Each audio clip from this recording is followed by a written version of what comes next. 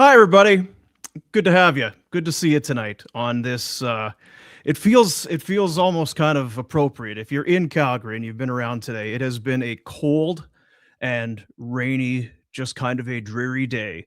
Um, and it started that way and it's continued all day.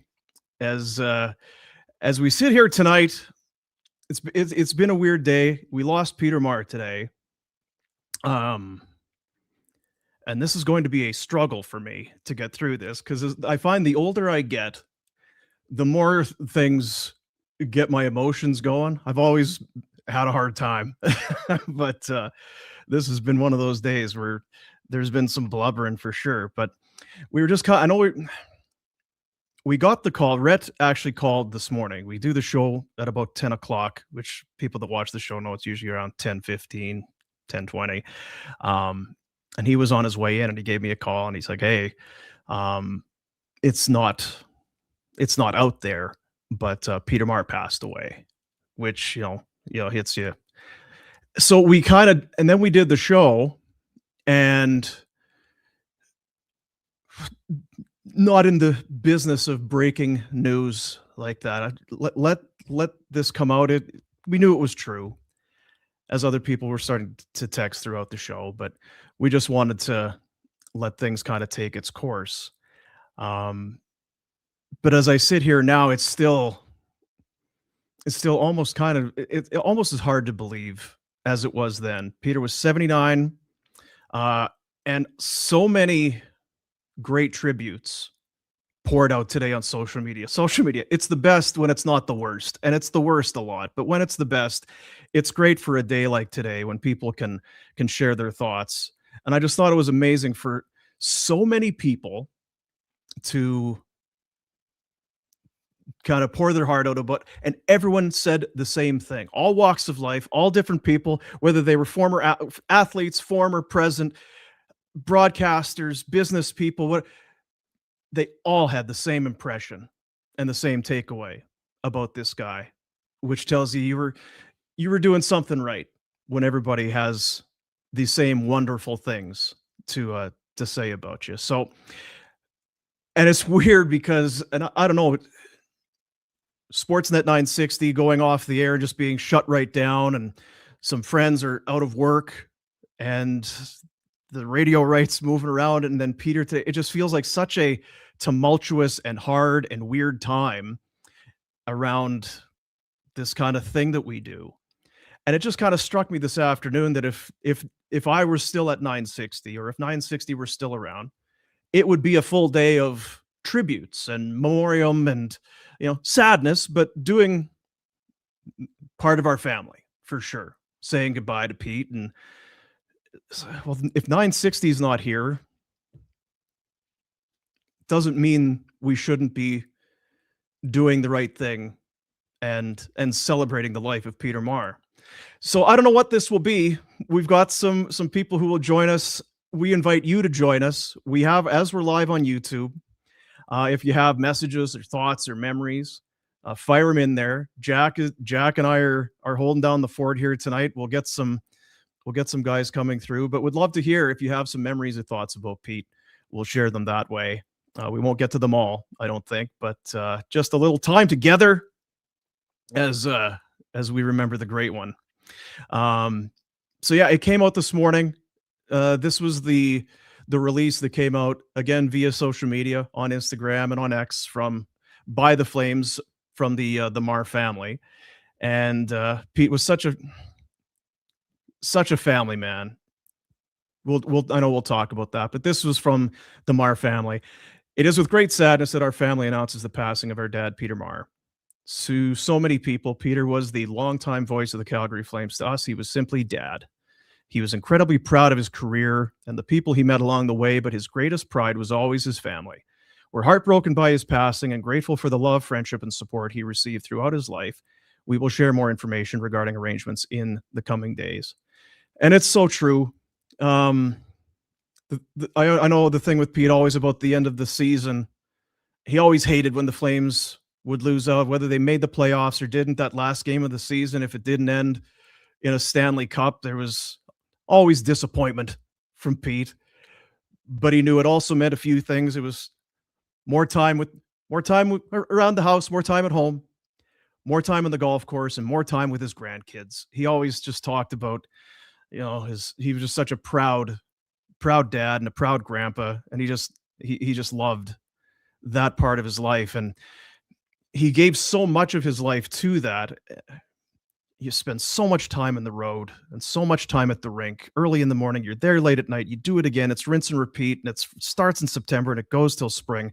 But he, I think, made the most of that time that he had with his family, which is, which is all you can ask, I suppose.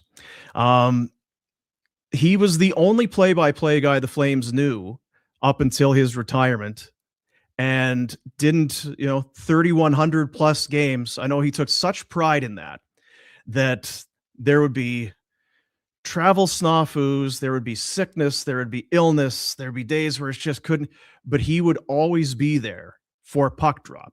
When people turned on their radio to hear Flames hockey, they would hear that booming voice of Peter Maher, and he always had his little bottle of vinegar. If you ever heard him on the radio shows or talking about it, if you're ever losing your voice, this was his tip to the young broadcasters. If you ever were a little hoarse or you didn't think, just have some vinegar. I said, do you gargle it? Well, you can drink it. You do whatever you need. Vinegar was the answer. It was the solution. And I know Dean Brown, who was a longtime Senators play-by-play guy, is like, I've still got the vinegar. It works and will always work. But yeah, it's kind of why I get sentimental about radio, and with everything that's happening right now, radio going away. It was such a connection. Pete was the connection to the team. If there was a trade, you heard it from Pete. We talked about it on the other show today. If the team was on a road trip, you may not hear until the next morning if they won or lost. Pete might tell you. You might find out from him with Maher in the morning at 8 a.m. whether or not the Flames won the night before. You'd go 5-6 games without seeing them play, and he was absolutely your lifeline to your favorite team. And he was so diligent with those reports. I think of how you or I might feel if we're out on the road and it's 5 cities in 7 days, and you're tired and you're up late the night before and you got another one the whole thing, right? Well, I'm just going to mail this in. Guys, I'm too tired. I can't make the hit today. That's not Peter Maher. He would come in as only he could. Morning, Boomer. Well, we had a great game. He was so passionate and such a pro and just the absolute best. Is it any wonder that everybody loved Peter Maher? And then even as time, the internet and all of that sort of evolved and changed and moved on, he would catalog everything. We'll talk to old friend here in a moment, but we often wondered what kind of filing system, what kind of cataloging or filing cabinets must he have, because he was the archive of the team. Well, it was on this date in Flames history that so-and-so had a hat trick and it was 2 goals on this night. No computers, no laptops, no cell phones. It was all papers and folders, and he was the very best. And of course, started with the team in 1980 and called the games, and a absolute. If you were around and you remember it, it's one of the legendary calls. He, of course, at the controls back in 1989 when the Flames in Montreal won their first Stanley Cup. And over at that Flame bench, there's all kinds of excitement going on there. Over at the penalty box, Jim Poplinski and Tim Hunter, not dressed tonight, have joined Al McInnes. They've got their sweats on, and the Calgary Flames have won the Stanley Cup. We're the winners! We're the winners! Yeah, baby! Yeah, baby! Yeah, baby! And the Flames coming out to celebrate out on the ice now as the Calgary Flames have won the Stanley Cup for the first time in their history. And they do it here in the Montreal Forum. So great. So great. Some legends right there, and some legends with the legend with the call there as well. Talked about some of the messages that were coming in. We'll share some of them throughout this this tribute. I don't even know what we want to call it tonight, but they started to pour out after the news became official, and as people got wind of it today. The mayor of Calgary had some thoughts and shared it. You can put it in the win column, says Jeremy Farkas. For more than 3 decades, when Peter Maher said those words, Calgary knew exactly what they meant. Today, our city has lost one of its great voices from his first Flames season in 1980 through the 1989 Stanley Cup and the unforgettable 2004 run. Peter was there for the moments that became part of Calgary's history. His voice reached far beyond our city. He called Stanley Cup finals, NHL All-Star games, and Canada's games at the 2010 Vancouver Olympics, including the golden goal.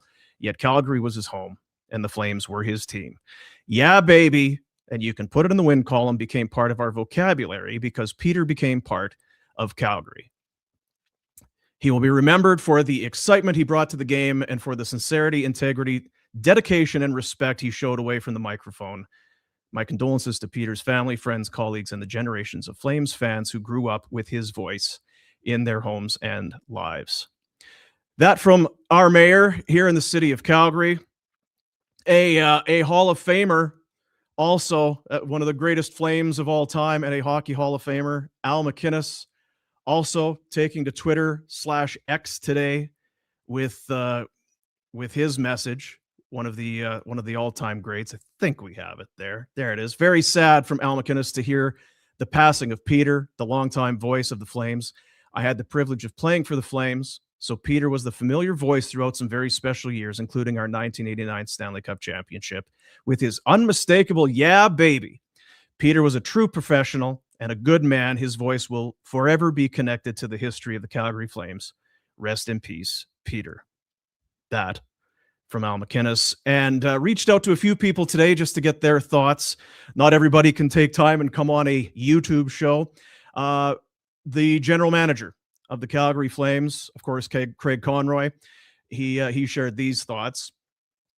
We lost a legend today, a true Calgary icon. Peter Maher will be dearly missed. Over a storied broadcasting career, he left behind a legacy in this community and with our hockey club that will never be matched. Peter was the ultimate good guy. He loved this game as much as anyone I've ever known, and I was proud to call him my friend. That from Craig Conroy. I don't know how I'm going to get through this, folks. I don't know how we're going to do this. I'm going to lean on some people, and maybe they don't know how they're going to get through it either.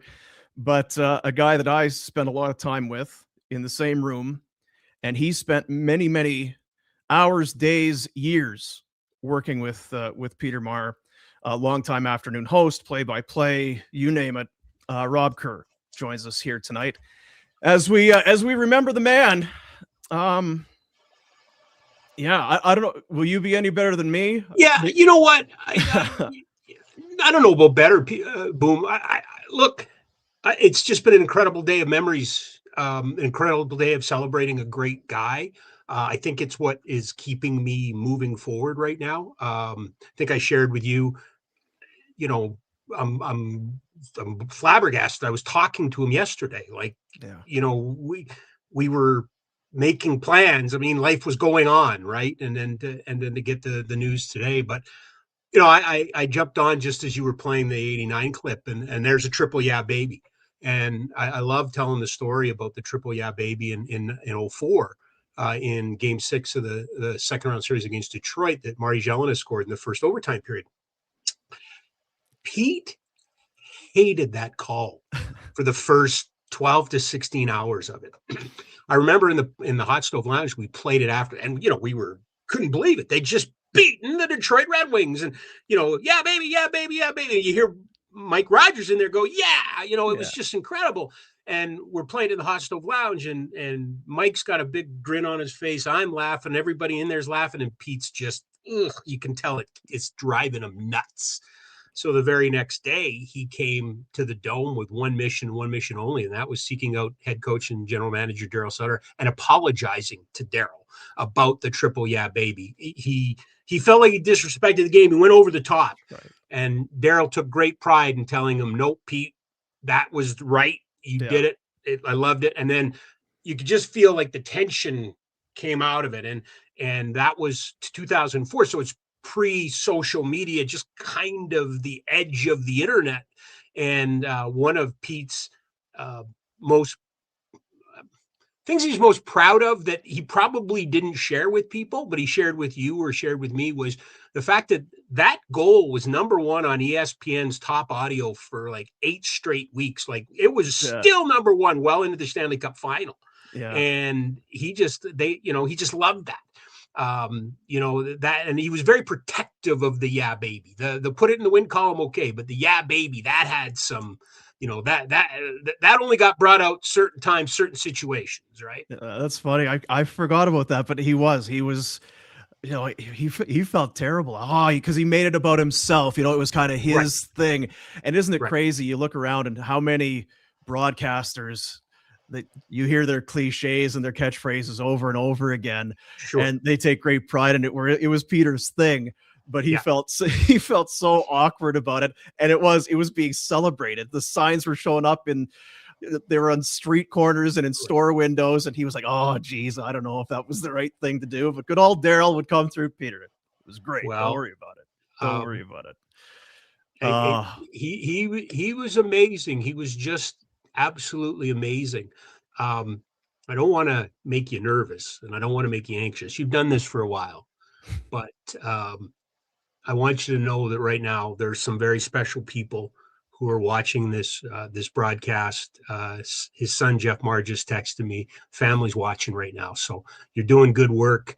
It's a great opportunity for us to share with the whole family, Nancy and Trish and Jeff and all the grandkids, how much we love Pete, but how much we learned from Pete and how much Pete taught us. And you had this really unique perspective because you worked in both markets. You worked with the two best radio play-by-play guys, as far as I'm concerned, through the 80s and the 90s and the 2000s, and Peter Maher and Rod Phillips. I grew up in Edmonton. I heard them.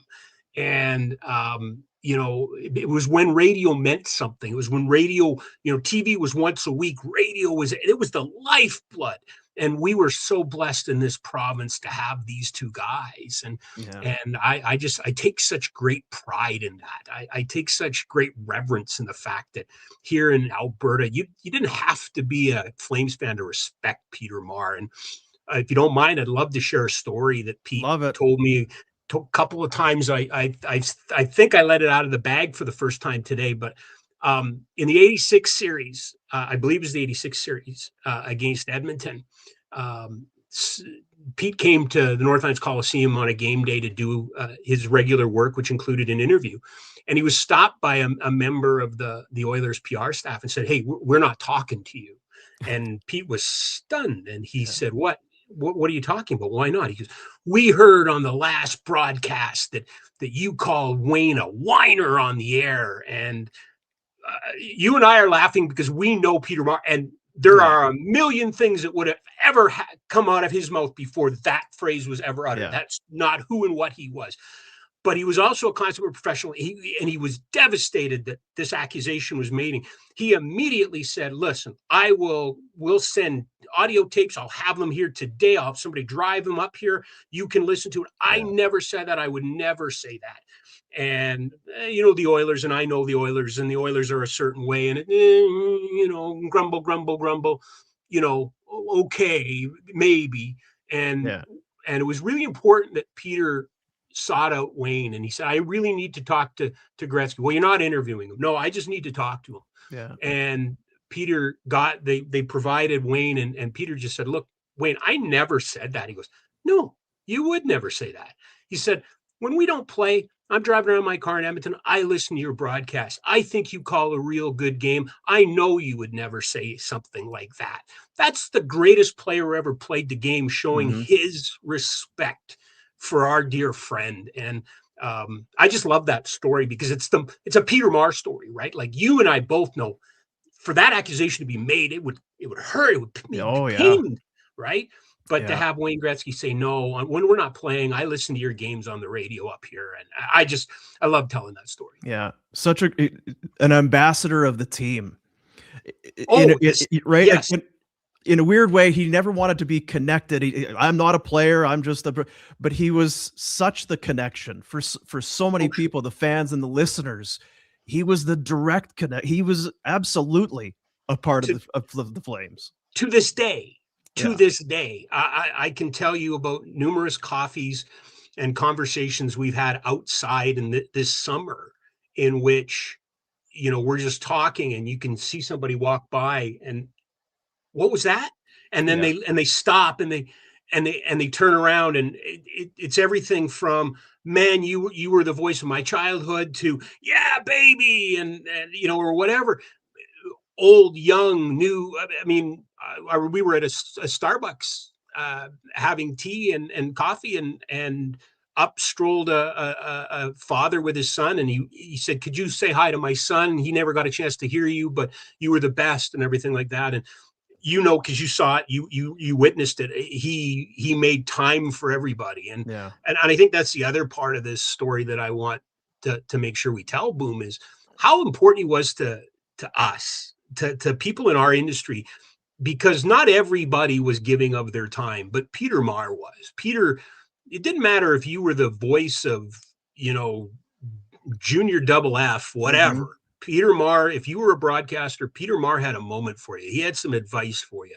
I suggest to you that there's a better than average chance Peter Maher listened to other people's tapes more than he probably spent time calling hockey games, because he was that guy, right? When that was the thing. Yeah, well, I work with a guy who was like, Peter Maher had no business listening to my tape, but he listened to the tape. And the comments and the remarks that he had show that he actually did listen to the tape. Ryan Pinder, and I saw online today there were a number of instances where it's our junior B team and our junior.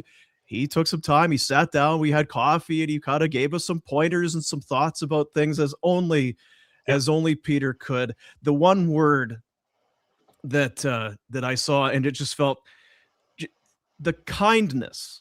That he showed, such a kind man, which doesn't sound like it's that hard, but it's so rare that you find someone that is just sincerely kind to everyone. And that was what Peter was. I don't know how else better to say it than I saw so many examples of it. I feel terrible. You can't compare yourself to Pete, because man never had a bad day, so to speak. He had better days than others, but you're absolutely right. He was responsible to the public. He was responsible to the listener. He felt that he owed them his best. And if they took the moment to talk to him or stop or take a picture or whatever, he was going to do it. And listen, he loved it. He to the last, Boom, like his last. Yesterday, he was on radio talking about the Flames being back on the radio. Like, when 960 went under a month ago or whatever, he was devastated and is so concerned about where the radio rights were going to go. And he was texting me yesterday, and we were back and forth, and he did Jock Show and the whole 9 yards. But he's mad. He was mad because Columbus did away with Bob McElliott and the color guy, and they were going to simulcast with the like. Honestly, I'm positive he sent notes and letters to people about it. Like, what a big diehard Yankees fan he is, I should say, and. You shared that with him. That's right.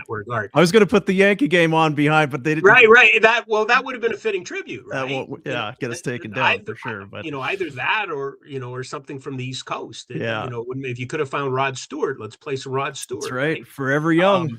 Forever Young, baby. But where was I going with the story? But ultimately, he was. I don't know.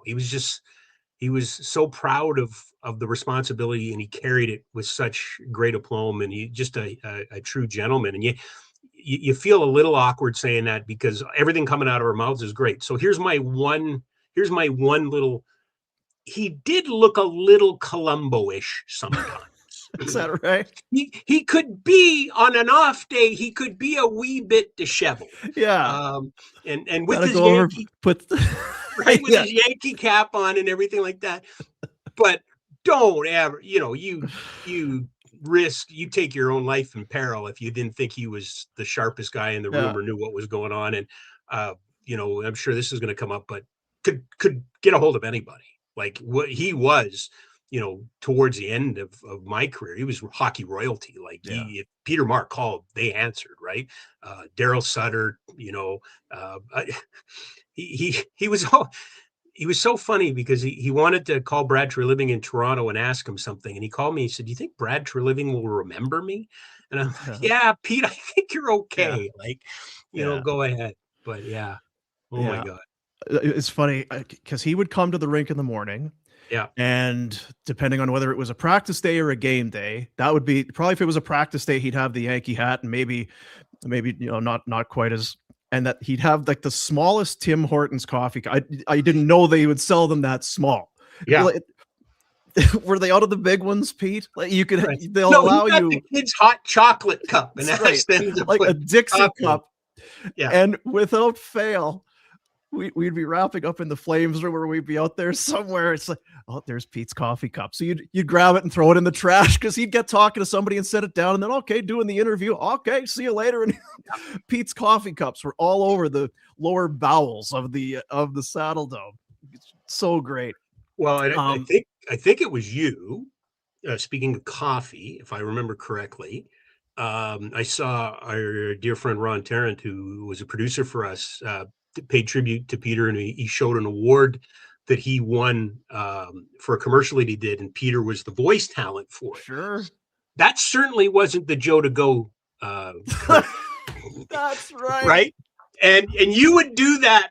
You'd crack me up all the time because that commercial, and I can't remember exactly what it said. Whew, need a coffee, Pete? Yes. This is good. What is it? Oh, it's from Husky. It's Joe to go. Joe to go? That's right. It was just the hardest. Yeah, I couldn't remember if it was Husky or Shell or where it was. Yeah, but it was Joe to go, and is Joe to go? So he would walk in. To go. Hey, Peter, is that a Joe to go? Are you having your Joe to go today? Well, that's right, Boomer. He was roll with it, and you talk again. It sounds kind of corny. Everything's going to be this guy is the greatest in the world, but he really was. I don't know what else to tell people. I know. He's everything you wanted to be. The old line is, "You never want to meet your heroes." Yes, you do. Yes, you do. You wanted to meet Peter Maher. We'd be sitting in that bunker at the Dome, the Hot Stove Lounge, and truly, whenever Pete walked in, the mood would rise, and you would probably.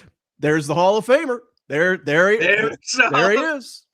Ladies and gentlemen, there's the Hall of Famers here. And hey, Peter, it was so great. When Pete came in. They're all flooding back to Jeff and I right now, but I completely forgot about High on Grass. Green Drop. Absolutely. Remember that one? Brian Gibson is the owner of Green Drop, and he adores. Yeah. He will be devastated today. Brian is one of the best guys in the world. He owns Green Drop. And Pete would move heaven and earth for them. Love them. Love them. Brian always felt bad about asking if Peter would do so. I'll do your lawn, and I'll do Jeff's lawn. I'll do your whole family's, but would you mind doing it? And Peter's like, "Oh, I don't mind doing it. Is it good enough? Am I doing enough for you?" So it was just kind of a kindness avalanche going back and forth there. But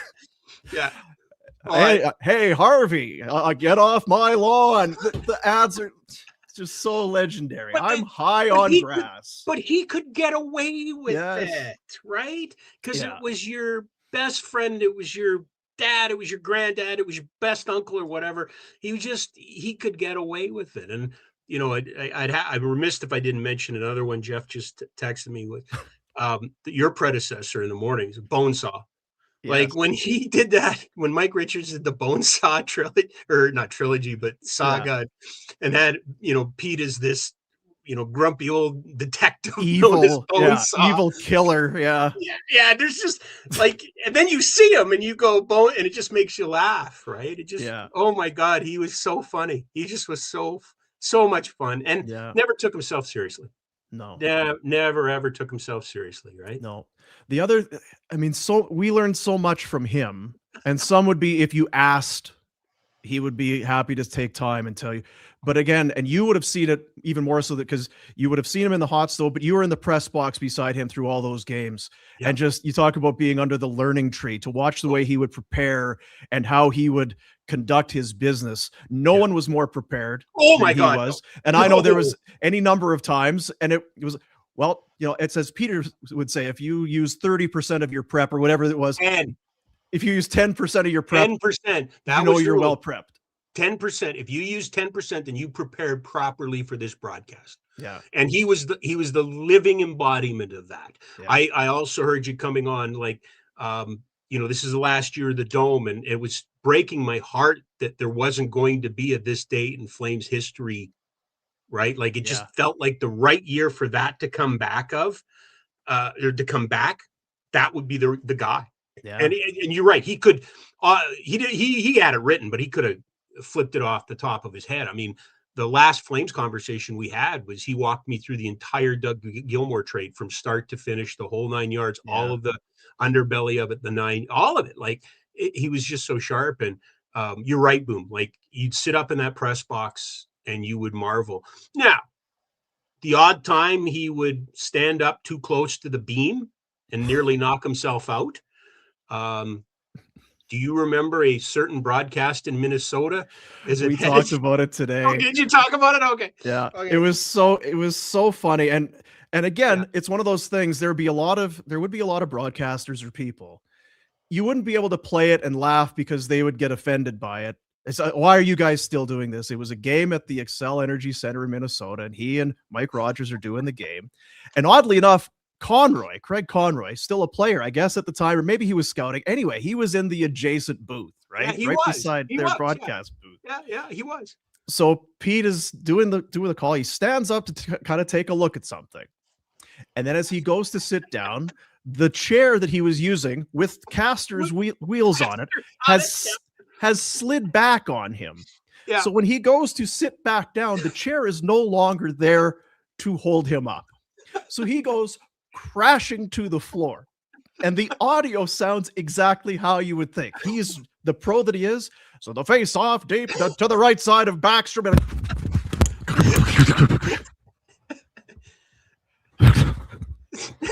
a puck in the right corner. He just kind of doesn't miss a beat. He just keeps going. No, he just and he kind of has a bit of a chuckle. You can hear he's laughing at himself. He's enjoying the moment and what it must have sounded like. And then Mike Rogers, you okay, Pete? And I remember we asked Conroy about it. He's like, well, we were worried. We thought he'd gone down. We didn't know what was going on. Charlie and I were down in the booth on the other side, and we knew something was going on. We thought it was a medical emergency or something, right? So the game's over. You go over there. Mike and Pete must have laughed for an hour. Like, just never stopped laughing the whole time. Yeah. But I mean, just glorious. Just glorious. The audio was so funny. Just so great. I know. But we were talking about he was really, really, really, really good at his craft. Yeah. Like he was a mechanic, if that's the direction you wanted to go, or he was an artist in what he did.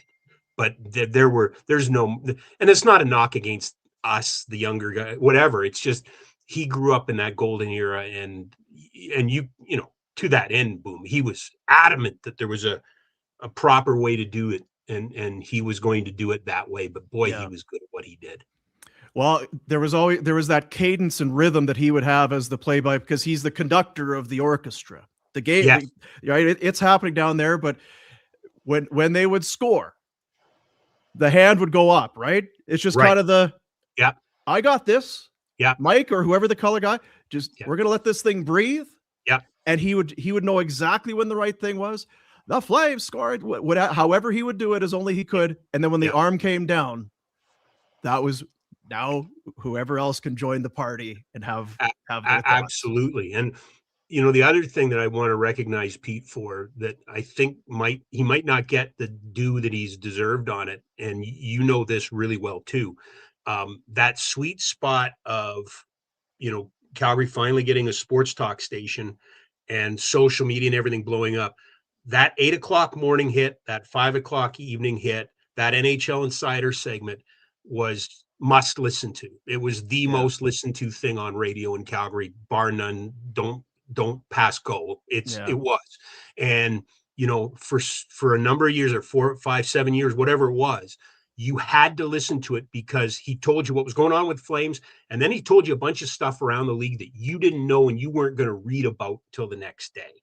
And it was such an incredible kind of, what it was like. You just set him up. You just gave him softballs, right? He sent you a list of 10 items or whatever. So Pete, that's right. Yeah. There's something going on with Oleg Saprikin, and yes, Rob, and away he goes. Yeah. I really think it's important that we pay a tribute, because he's a great broadcaster, not just a great play-by-play guy. He's a great broadcaster, right? Yeah. Jack, I'm going to put you on the spot. Kelly Kirsch, the former program director. He's of, texting Fan me. He was watching this show. Fan 960. I got some thoughts from him earlier today, and I'll kind of elaborate. But this was Kelly Kirsch, longtime program director at Fan 960. I worked with Peter for over 20 years, first as an operator for play-by-play and ending as his manager, speaking at his retirement press conference.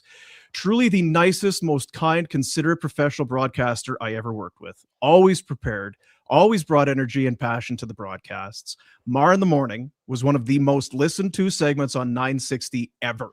Yeah. Peter was amazing with young broadcasters, teaching them the way to prepare and present play-by-play. Strong family man. I was honored to work and know Peter Maher. We had some laughs along the way too. I miss him already. That from Kelly Kirsch. Kelly and I, we had a little kind of a sit down that will air at some point on this show. And to your point, he had talked about when he came in, it was the team, and then it was, the team is out, so it's going to be Fan 960. Well, we don't know. We don't have a morning show. We'll put somebody there. We've got Joe Sports and Kevin also in the afternoon. Yeah. What if we get Peter Maher? He'll come on at 8 a.m., Maher in the Morning. And it was that started to, the salespeople were like, well, we can sell that. Well, what if we do it in the afternoon? So now you got two things. And it was that got the wheels going on. Maybe we can do sports. Yeah, maybe we can do sports all day if there's an appetite for it, because there sure is for this. These people really care about this hockey team. Yeah. And it just kind of went from there. Yeah, which is like you say, it was instant credibility, right? Like, we were trying, we were just trying to find our way, doing what we could. Kind of like you said, the team thing came and went, and we were kind of the sister station of the Fan 590 in Toronto, but not really. Yeah. Jim Rome was a thing and everything like that. But Pete gave you instant credibility, right? Like right away, people knew him, wanted to hear him, and I'm not surprised that's what Kelly said at all, because he's bang on. And I always remember our consultant who would come in and visit us, and we always had to book, time. Yeah. You get to spend some. Can you help me out? I'm old. You remember? I don't remember his Kelly's name. Listening. Kelly will text me. That's it. Yeah. But we'd get, okay, so Boom's going in this hour, you're going in this hour. And it was always funny, because then Pete was listed, and I'm like, on God's green earth. Yeah. What is Pete? And then Kelly told Peter. Kelly told me one time, he said, no, the consultant goes in and Pete talks to him. Right? That's right. They switched chairs. Rick was his name. The consultant lays down on the couch, and then Peter takes the notepad. Starts telling him about his life.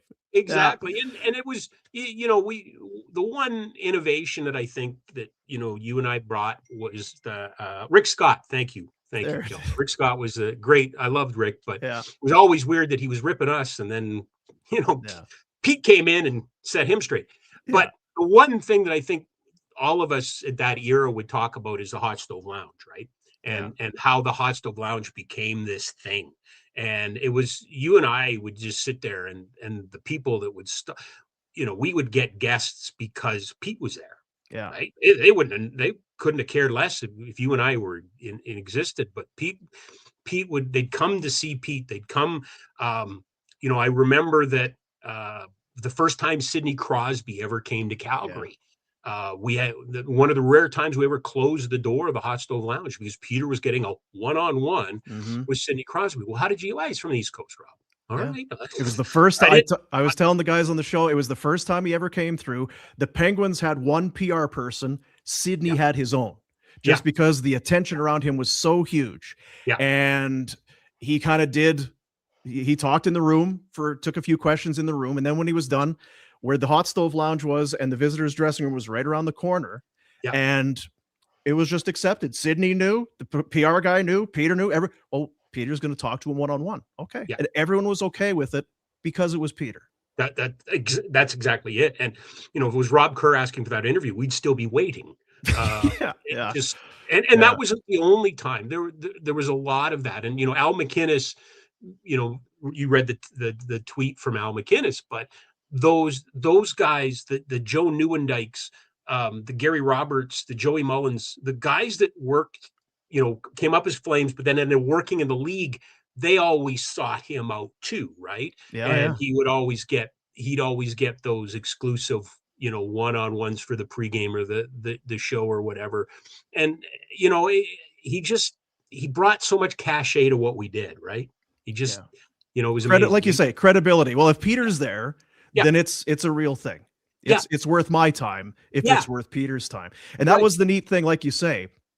And you were a big part of that hot stove lounge and how it evolved, because the door was never open till you got there. Then it was only open. Argument Peter Maher and I ever had. So he wanted it closed. He wanted it closed. Yeah. He wanted it closed because when Jerome McGinley was sitting out, there was a bit of an issue with a comment that was made on the air about, something to the effect of go sign Jerome, get it done in a pregame show. And one of the owners showed up a little upset in the hot stove lounge. So it was really Pete said, I prefer you close the door, Rob. Well, Pete, I prefer to keep it open. I'm a little claustrophobic. And I wouldn't say I won it. I wore him down. But I can honestly tell you that's about as cross of words as Peter Maher and I ever had. But it was neat with that door open and the proximity to that visitor's room. Yeah. How many players they've maybe he'll be here. They'd poke their head in, and if Pete was there, like you say, it's me and you or whoever. Well, they're gone. But if Pete was there, Mr. Maher, handshakes and good to see you. How's your family? This whole thing, and they were always. He was can't miss stuff when you come to Calgary. If you were a visiting player, you're gonna go and see if Mr. Maher is still there. And it kind of worked his way through as well. Like Daryl, I love Daryl Sutter, but Daryl was, Daryl had his days where he just didn't want to be around people, but never with Peter. Like always had time for Pete. Poor Randy Sportak just got torched on so many occasions by Daryl or Jermaine Franklin or even myself. There's, I just remember times you asked questions and that you thought were, and Daryl just kind of wouldn't give you the time of day. But that he never did that with Pete, right? Yeah. Like Pete, Pete was different and should have been and was right. Yeah. Like no doubt about that. But it was just such an incredible time, right? I treasure it to this day. Want to bring another guy into the party. He was on with me earlier today. He was on that player's side. Our buddy Rhett Warner. Oh, joining Retro us here tonight. Robert, how are you? Retro, any better? I'd be twins. We're missing our buddy. We're happy right now. We're sad, but we're happy right now. Remembering all the great stuff about Peter Maher. Yeah, I remember getting traded here, and Peter Maher called me and had a great conversation with him. I think it was the first time I talked to him. I wasn't like Sydney getting a special entourage when I came through Calgary, and Peter wanted to have a sit down with me. So that was my first interactions with Peter. Yeah. It was we were all kind of protective in our own way of Peter, right? If you ever heard somebody that, not that anybody ever did, but it was like Peter Maher was ours. And I think it started with the radio station and the hockey team. And then it was the city and the fan base. That was our Peter Maher. He was just such a wonderful guy. And you guys loved him. Right. I know there's all kinds of stories. Well, let's try and get Peter out for drinks on the road. Well, Peter's doing homework. Peter's getting ready for the game. He's a pro. But the odd time you might get Pete to come out and shake a leg, right? Well, the odd time you'd get him to come out and have a few pops. And I think At the start of his career, it was more often than at the end of his career. I'll say that Sure. because I played with Dougie Gilmore in Buffalo, and Dougie used to tell stories about Peter hanging out with the fellas and having a few pops. Now, that was a whole different era, so I think it was Sure. much more acceptable and Yeah. happened a lot more, but there wasn't a guy that didn't love him. There's not a I know. guy that we could call in 30 years of calling Flames games. Everyone that ever put on a Flames jersey, if you called them right now and asked them how their day's going, and you heard about Peter, they would have amazing stories and nothing but love and high praise for that man. And I can tell you that's not the norm, that hockey players liking media people. No. It's usually the other way around. Yeah. Yeah, most often when you're getting asked to have a conversation, there's a bit of a scowl and an eye roll and a fine, I'll do it. But when Yeah. Peter asked, yeah, absolutely, Peter, to the point where he was so professional. I don't know if humble about it. He didn't ask enough. Like he Yeah. could have, Yeah. right? Like he Yeah. had access to anything, but he did not want to put you out at all. And he didn't want, I don't know if he felt it that way, but he came across, he didn't want to distract you from what he knew you needed to do.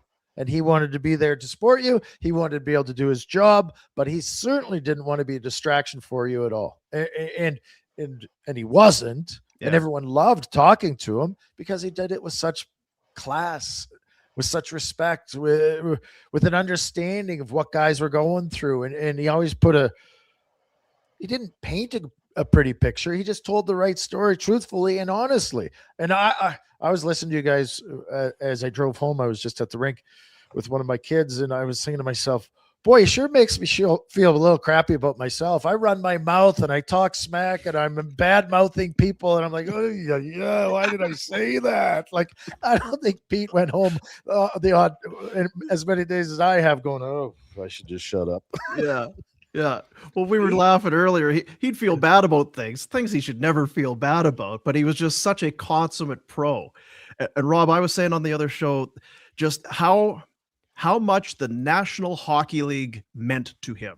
It was the best league in the world, and it was on a pedestal, and it should be treated as such. And it could be game 60 on a Wednesday in Columbus. But when that mic cracked, live from the National Hockey League presents, I'll never forget that voice, that booming, that energy. It was the biggest game ever to be played. Yep. When he turned that mic on every single night. I would challenge that just a little bit in this way. Extremely proud to be the voice of the Campbellton Tigers too. Sure. Right. Yes. That, like, I mean, I did junior A and I did some major junior and stuff like that, but all my stories are about the NHL. Peter would tell the Campbellton stories and was very proud to be from the East Coast and was very proud to have been there. But you're absolutely right, Boom. Like I remember one of the rare opportunities early on to go on the road and retro. I think you played in the game in Saskatoon, the preseason game in Saskatoon. I did. Yes. Right? And that was the epitome. I mean, that was what, game 1 of 8. And right. And it was one of those games where not a lot of regulars played, but he cracked that mic and it was the NHL in Saskatoon. It was bang on game 1 of 8. We played the next day in Vancouver and Keenan had me on that flight. And I'm like, damn it, you Yeah, no, I just remember I got to drive to Saskatoon and do the pregame show and the postgame show from there. And I drove back, but Boom, you're absolutely right. Like he just, everything was to elevate Rhett. Like he loved the players. He just loved the players and he loved and respected the relationship. And, Retro, I don't know if you want to get into it, but he would tell a story about the flight home from Tampa Bay after game 7 and how gutted he was for you guys, right? That, that plane ride, players came up and talked to him and Mike and the whole 9 yards, but it was never about poor me. He was gutted for you guys. Well, I told the story earlier today that I was gutted for him because I did. And I still feel that way, that one of my big regrets, of course, is not winning the cup, but for the people you felt like you let down, and he was a guy I felt we let down. I wanted Peter Maher to have that call. He'd been so he's been so huge in Calgary and across the country and in the National Hockey League. But this, I felt like this was a whole nother level for Peter Maher. All with the Jelena goals and the way the series all ended, and that Jelly had scored, and the babies. I felt like this was another opportunity for him to really, I don't know, leave even more of a mark on the league and the game and the franchise and the city. And I was so sad that he didn't get that opportunity again. And there again, sorry, I was just going to say, there again, you think of how many players would give a damn about what the broadcaster of the team. It's like, I didn't win. I've got enough people, but and knowing Pete, totally understandable. You'd feel like you kind of let him down. Well, and I have a mic in my hand, so I'm telling the story, but I know for a fact the rest of the guys felt the same way. Sure they did. It wasn't just a Rhett Warner thing. Everyone wanted Peter to have Christoph Oliwa was in tears, according to Pete. Yes. You know, talking to Pete and Mike, he was in tears. Yeah. Right? You know? Yeah. It's Retro. Were you ever part of his vinegar stories? I've heard the vinegar stories, but not, Okay, so that just the one that I would bring up is the San Jose with our dear and again gone too soon when Steve Montador scored was it overtime? Yeah. Anyway, scored the winner. Yeah, but Pete had no voice, voice, and Daryl Sutter went to the back of the restaurant and got him a jug of vinegar, because it was legendary that Peter would gargle vinegar when he had something like a cold coming on and stuff like that. So like Daryl just went in the back of this restaurant, got a jug, and Pete gargled vinegar all day and made it through that game. Yeah, it is legendary. I was saying earlier, I think it was Dean Brown, the Senators play-by-play guy for a long time, on Twitter today. He's like, I'm still using vinegar, Pete. If I need it, I still need vinegar. Just to this end, and yeah, I want to play this the day. I know we were there the day that he had his retirement press conference. I was going to say, as humble, the humility for a guy who could have a huge ego. He's in the Hall of Fame. He's called all these games. He's in the NHL. It was the furthest thing from what you would get from Peter. But he was the things he was proud of was that I didn't miss games, and it's over 3,000. This was the day of Peter Maher's retirement press conference at the Dome. It's better to leave what you do best too early than too late. And that statement has tremendous impact on what my decision is today. Now, I take pride in saying I've been blessed to not miss an NHL play-by-play assignment after over 3,100 games.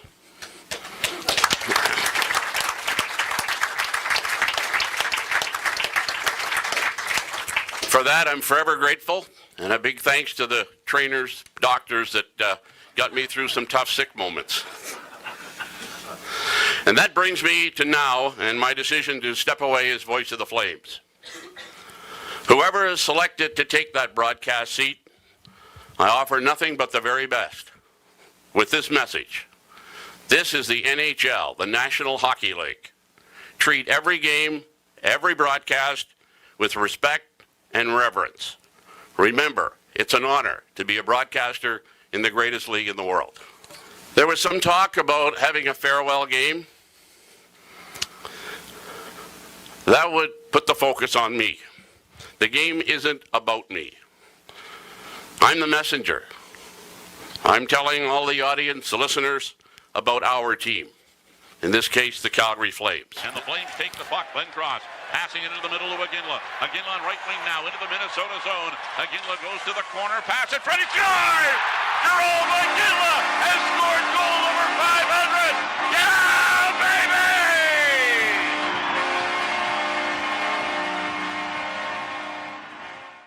It's all there. The pride, the humility.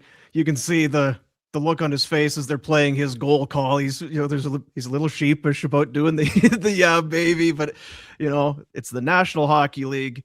Best of luck to whoever comes in after me. It doesn't get better than that. Classy as that's it hard. gets. That's hard for me to watch. Yeah. Watching him retire was hard. Yeah. And I believe he was at peace with the decision, but I think there was a hole missing in Pete. from Yeah. that day moving forward that just wasn't, how did you fill it? Sure. And Well, he that's did what a he lot of lived. You can't fill it. It's who he was. It's part of who he was. it really, really was, Rhett. And I think, it happens to all of us. It happens to me real quick, but it happens to all of us. And that's harder. That's the hardest thing I've had to watch today, actually. I Yeah. can tell you this, that him walking away, I wish I'd have had the class that he did when leaving the game. I left the game jaded and mad. Well, how could you leave? Look, I'm a big deal. Yeah. That's not Peter Maher's way. Peter Maher was, thank you. I've had the greatest opportunity that any man can have. And so humble, so good. Hearing that voice, just, the tears start streaming. Yeah, Yeah. I hear you. I hear you. I remember that day. We were doing the show in the old studio, and I think it was an Eric Francis tweet, and it kind of hit me and you, all of us that were there that day. Retro. I was like, "What? Oh, well, no. Well, the press conference today is like we didn't know, and that caught us off guard. We loaded up with Kleenex in our pockets because we knew we were going to need it. Two big burly dudes standing in the corner of the room, sneaking the Kleenex out of our pockets as our buddy Peter Maher was up at the front of the room. But yeah, as bittersweet, I know, yeah, as bittersweet as could be, just because you knew how much it meant to him, like you say, Rob. It was everything for him. Yeah. I've said it a couple times. Like, don't, we say that with a fully understand that family was most important to Pete. Yeah. Right. I don't want to ever say that it wasn't. I mean, my God, he asked me to talk to his granddaughter and I had coffee with her yesterday. Like, he just wanted the best for her. So I don't know why I'm talking to her, but anyway, but you know what I'm saying? Like, family was number one. But when you got to the crux of it, yeah, he was he was a radio play-by-play guy, and he was a broadcaster. And I think where I trailed off earlier, what I was going to say, Boom, was I was talking about Columbus doing away with their bride. He's mad. Like, Pete's mad. He was mad during COVID when they stopped traveling broadcasters. Like, he was mad. And we'd have coffee at Starbucks, and we'd be talking about broadcasters not traveling, and we were mad about it. But when you think about it, it's ultimately the listener. Does the listener care as much as? No, the listener didn't care as much as we cared. But he was mad, and he was mad yesterday about Columbus. He still was mad about it. He just cared so much for the art form. We've talked about this, and I don't exactly know who started the Good Guy Award, but Roger Millions. Is that what it was? Yeah, and you know what? Roger Millions, maybe he's watching. He sent a message to Rhett and I today. Roger Millions, obviously longtime broadcaster with Sportsnet, numerous other places. The Good Guy Award, given out every year to a member of the Calgary Flames, who was good to deal with the media. You could roll it there, Jack. So there you see the award and all the. Geez, we're all getting old. Has it been given away that many times? Gosh, It feels like it's maybe a couple years old. There's Blake Coleman and Michael Backlund getting the award a few years ago, and it's a wonderful thing for that to be there, and how great it is that it exists, and how great it is going forward. And on social media, as we've seen, there have been a lot of tributes today. A couple former Good Guy Award winners went and shared some things today, and I know that Jack will call them up. Obviously, Blake Coleman there in the jacket, no longer a Flame, but from somewhere abroad, there's Blake Coleman on his Twitter, on his Instagram. Rest in peace, Peter. It was an honor to be a recipient of your award and sharing your legacy. So there he is with his kids, and how happy Pete is, and how proud. And another truly good guy, aptly named Mackenzie Weegar, today. Sad to hear the passing of Peter Maher. What an honor it was to win your reward. Jeez. Rest in peace, good guy. Pete was so proud of that award and loved the opportunity to go to the rink and sit with the coaches and talk to the players and talk to the winner. But we talked endlessly. He was struggling a little bit getting around the last year or so. So we'd have these conversations, and he'd have it all mapped out, how he'd get into the dome, how he could do everything. It was so important for him. That thing meant, that award means so much to him. And, credit to Roger, because it's a fitting tribute, right? Like Yeah. it really is when you think about ways of honoring somebody. We talked about how much he loves the players and reveres the players. I just think it's a great tribute. Yeah. It was Kirsch brought up to me the other night about the Rhett Warner roast when we had that at the whatever He hotel was it the was. star. Yeah. I mean, it was your night. But I mean, I can only imagine people are always so happy to see Peter Maher. You had him in as part of your speech. We don't need to get into that necessarily, but if we could all be half as beloved as Peter when we say goodbye, like, how do you do it? How do you become so universally adored and revered and respected and looked up to? Because you hear it all the time. No one's got a bad word to say about the guy. No one has got a bad word about Peter Maher. It's the opposite. Everybody loves him. The legacy that he leaves is nearly impossible to beat. I don't know how you beat it. I don't know if you can anymore. I don't know. You won't. I don't know if the business will allow for it the same way, because he had such a spotlight, as I said before, in the 80s and in the 90s. Radio broadcast was the true lifeblood of the team, right? Yeah. And he's good. Like, he's really, really good at what he does, and I think that's part of it. Yeah. I look forward to the day, and I've said it before, where AI will be able to instantly simulcast Peter Maher's voice on a Calgary Flames game. It will.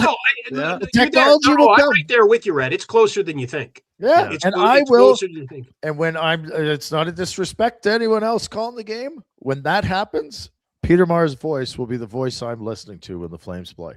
Yeah. But it'll be missing something. Yeah, it'll be enough. It'll be enough. It won't be the same, and it won't be as good, but it'll be enough. I hear you. Yeah. And it's a lot closer than we all think. Just I'm here to tell you.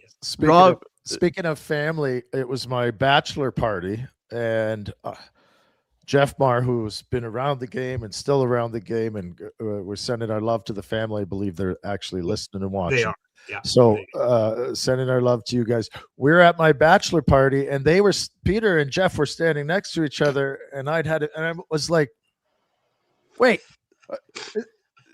Yeah. I had no idea.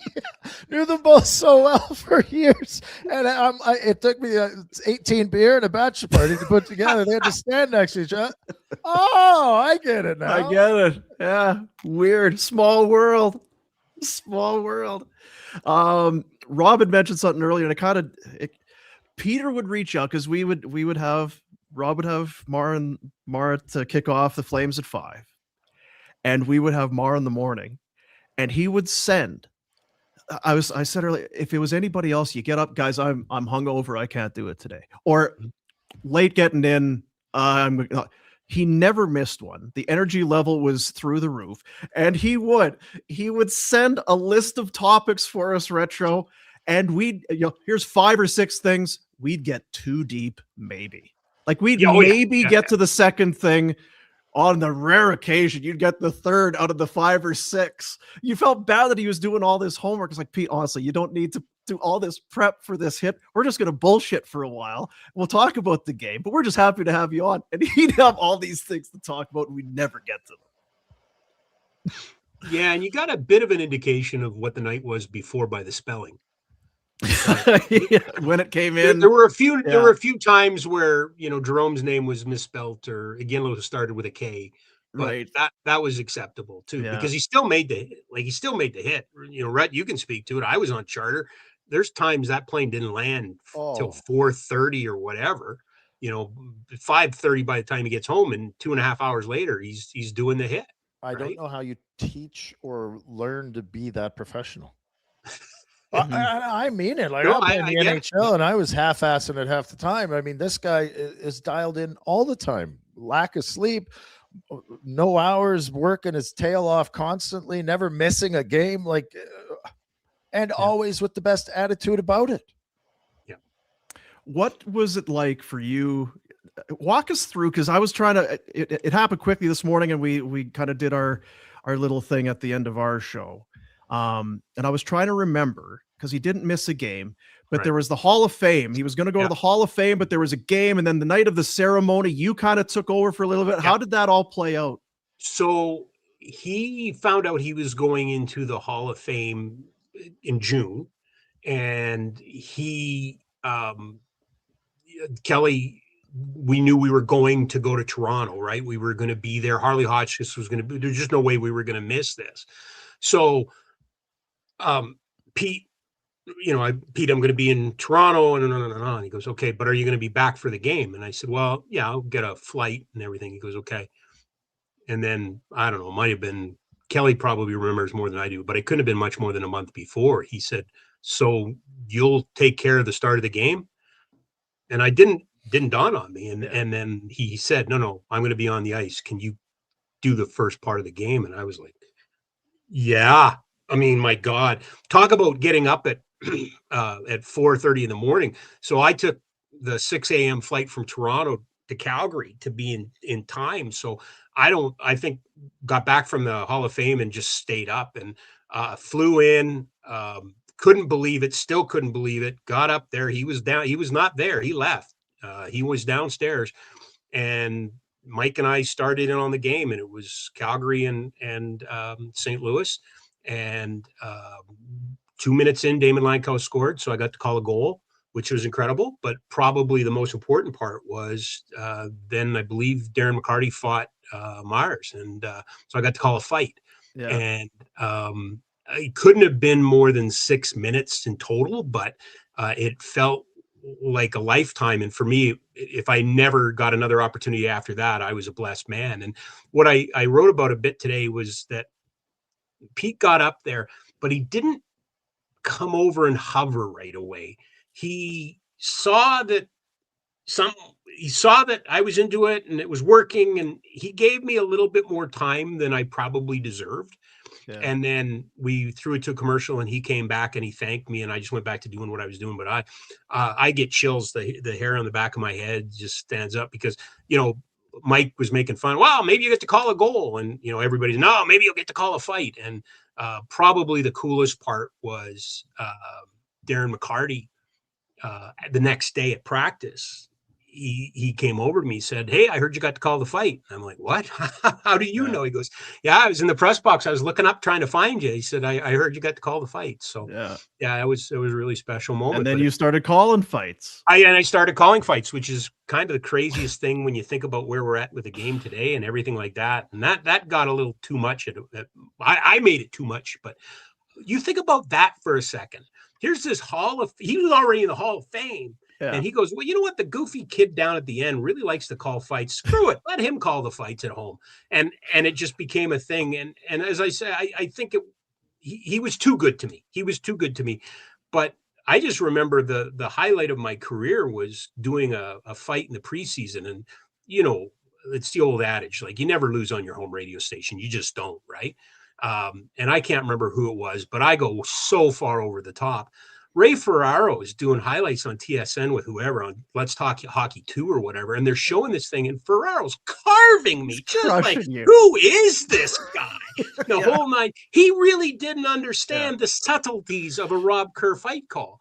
And we got to joke around after I got to know Ray, but for him to do that for me, just another example of the generosity and the creativity that he had. Like, it was weird. In his hindsight, to think back of, I wouldn't have done that. There was no point in time I was ever going to say, "Hey, kid, jump on there. You take care of the offsides or whatever." But yeah, it was part of what made him special.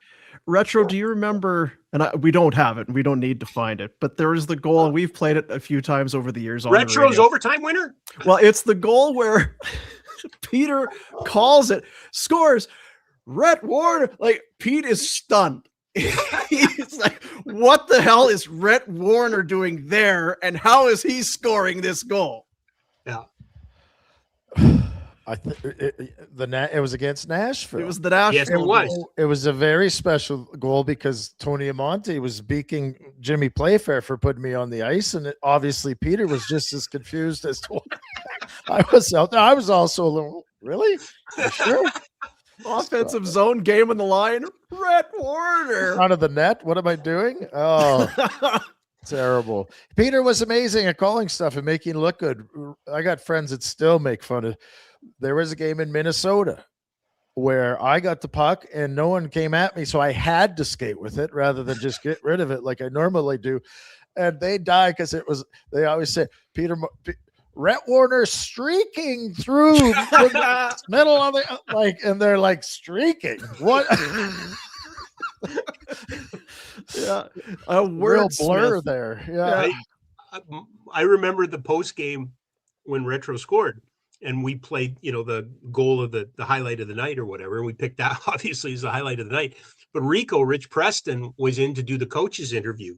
And at the best of times when you put a microphone on that man, he couldn't string 4 words together, which is completely opposite of who he is in real life, I want to add. Yes. But all he did was deadpan something to the effect of, I just want to take credit for making that coaching decision. And only the way Rico could. Yeah, great coaching call. Great coaching call.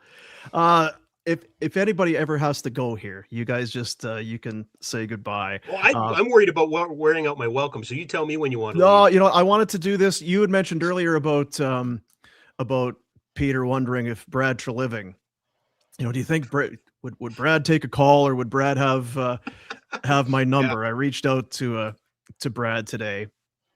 We heard from Craig Conroy and obviously from many others, and we'll go through some of the Twitter stuff. But Brad Treliving, the former general manager of the Flames, had this to say: "I was saddened to hear the news of Peter's passing today. Not only was Peter the voice of the Flames for so many years with so many iconic calls, in a lot of ways he embodied the soul and the spirit of the team. His infectious smile was as synonymous as the saddle roof at the Dome. Meticulous in his preparation and always welcoming, friendly, and professional. Peter, above all else, was a kind, warm soul. He will be missed by so many. My family and I send our deepest condolences to Peter's family and friends. Rest in peace." And one more, "Yeah, baby," for my friend. That from Brad Treliving. Does Peter know how beloved he is? Yes. It's what we can hope, right? Because it was so universal, and I think he does. I think he does know. I point to Al McNeil's funeral.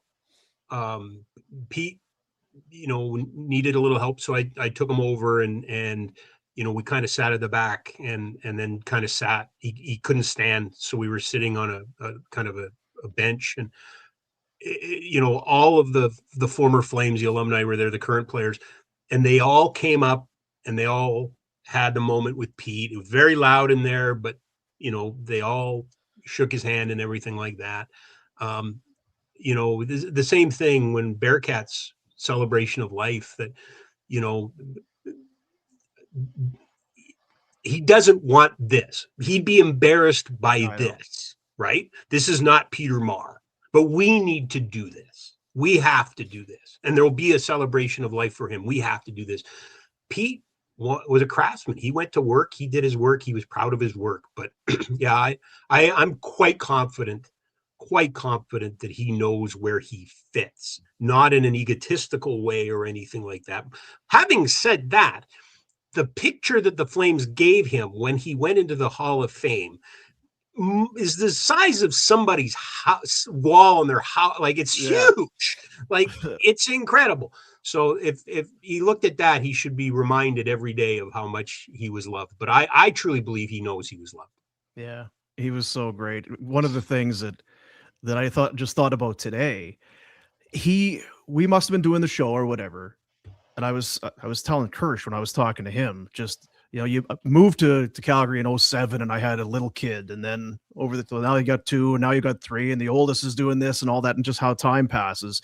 And Peter he would have been in the room, we'd have been doing the show, And somehow I would have brought up that I hadn't brought my son, who would have been 2 or 3 when we moved here. So maybe he's 4 or 5, whatever. I Right. hadn't taken the kid to a game yet. And just in the way Peter could, away from the group, just kind of boomer, had a couple tickets. St. Louis was coming to town. Here's a couple tickets to bring you and your son. Would love to see you come to the game. And it was just like, who does that? You'd think, well, you can get tickets, bring your kid. You have the wherewithal to find seats. But rather than question it, he went out of his way, got some tickets, and quietly kind of slid them over. Bring your son to a game. Have a good time on me. I hope he has, as he would say, hopefully there's lots of goals for him to cheer for and that sort of thing. Just how many times. And you know what? Lanny does the same stuff. Rhett and I, we talk about it all the way. It doesn't take long, 30 seconds to a minute. Maybe that's all you get with someone like Peter or Lanny. And then they walk away. You're a better person. Your mood is elevated. It's like, God, I want to be like that guy. That guy makes me feel great. What a great guy what an ability, what a blessed gift to be able to have that ability to change people's moods and lives in an instant. Well, Retro, you can talk about that because you're an active member of the alumni. Like that's just the bar that's been set, right? That the Lanny McDonalds and the Colin Pattersons and the Peter Maher, to Al Coates, to Rick Skaggs, to Curtis Glencross, to Robin Regier, to Rhett Warner, to Craig Conroy. That's the bar that Pete really is part of that too. He's a huge part of it. Him and Lanny, again, I do believe that him and Lanny do set a bar for, and none of us achieve it, but we see it and we try to hold ourselves to some account of they have this much respect. They have this much class. They approach things this professionally. They do the right things and tirelessly too. Lanny too. He's everywhere. He's in Montana. He's here. He's in Toronto. He's there. He's back. He's all over. He doesn't tire out. He does the right thing and approaches it the right way. Peter Maher, same way. When Peter was in the room, in any room, and there were guys that were hockey guys, you went over and said hi. Yeah. You went over and made a point of, hello, Peter. How are you today? Wonderful to see you. I hope you're doing well. Like, I see a picture of him right now. I'll go give him a goddamn hug because he's just that, right? Yeah. Like he's so important to the fabric of what the Flames are. Yeah. Can I build off your ticket story? Sure. Yeah. It's a story about when I learned for the first time the meaning of taxable benefit. Pete, we talked earlier about Joe to go and green drop and everything like high on grass, Red. Peter was the spokesperson for IntelliBed, and he came to me and he said, "Hey, do you need a mattress?" And I said, "Well, sure, but I have a big bed." "Well, how big a bed you got?" "Well, I got a California King." "Okay." He goes, "Would you mind if you did some like a commercial with me for IntelliBed?" And I said, "No." And he said, "Yeah, I'll give you a mattress." And needless to say, one of the gentlemen who's currently listening to the program is probably rolling his eyes at this. That didn't go over very well. No. So with that, it quickly got kiboshed. So I never uttered a word professionally about IntelliBed. But a week later, there was a knock at the door, and IntelliBed king size California King got delivered because Peter Maher was doing commercials for him. Yeah. Yeah, Peter was pretty good that way.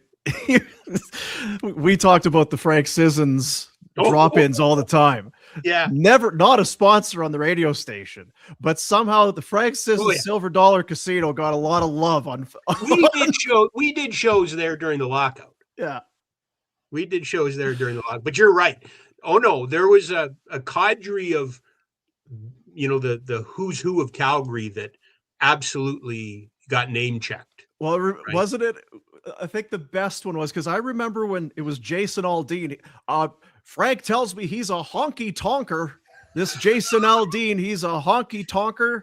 And when it was 50 cents, when 50 cents. No, hey, Rob, where are you, Pete? "Oh, I'm down at the Dome. The band 50 Cents is playing tonight." And I said, "You mean 50 Cent?" He goes, "What? Yeah. Is it 50 Cent? What did I say? The band 50 Cents. No, it's 50 Cent. Oh, yeah. Again, whatever. I forgot. Thank you. God bless you. Yeah, that is one of my. The band. If you guys gotta go, if you gotta leave, because it's a house party now. Join in the group. Another guy who spent endless hours in the hot stove lounge and the press box and around Peter Maher and under that same learning tree. Hey! There's our buddy Pat Steinberg. Hi, boys. How you doing, Patty?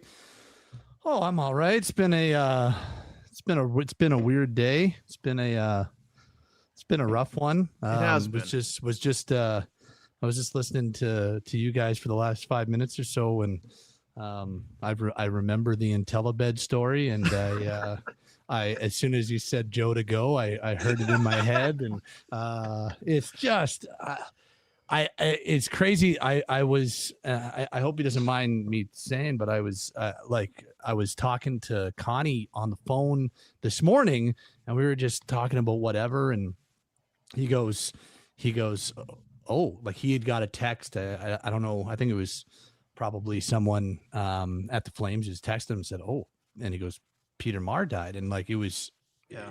And then it was like about 45 seconds of silence on the phone line. And you're just kind of like trying to take it in. And then is that real? And then, yeah, all day it's just been thinking about Pete and thinking about all the people that he's touched. And Robbie, I heard from, I haven't written him back yet, but I heard from Bill Rashad. I haven't heard from Bill. Bill sent me an email as well. Yeah.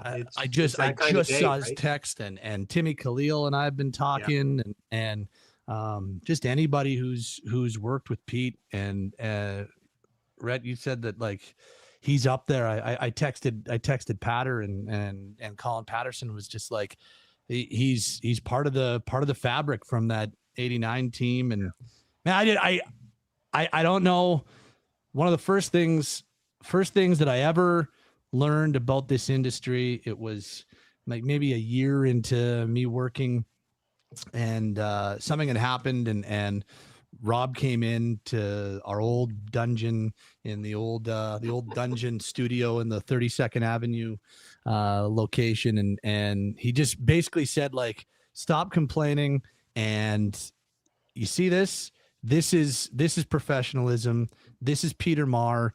Peter Maher's been prepping for this game, even though he knows every single player on both teams. He's been prepping for the last 9 hours. That's Peter Maher. That's how to be a professional. And if you ever have any doubts about how to go about your business, just do it the way Pete did it. And I must have been 20 years old, and it's stuck with me ever since. And then just watching Pete go about his business the way that he did, just it's got to be similar to incredible.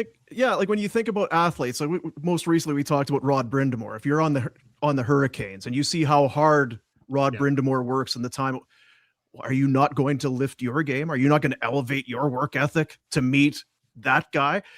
Truly, it was one of those.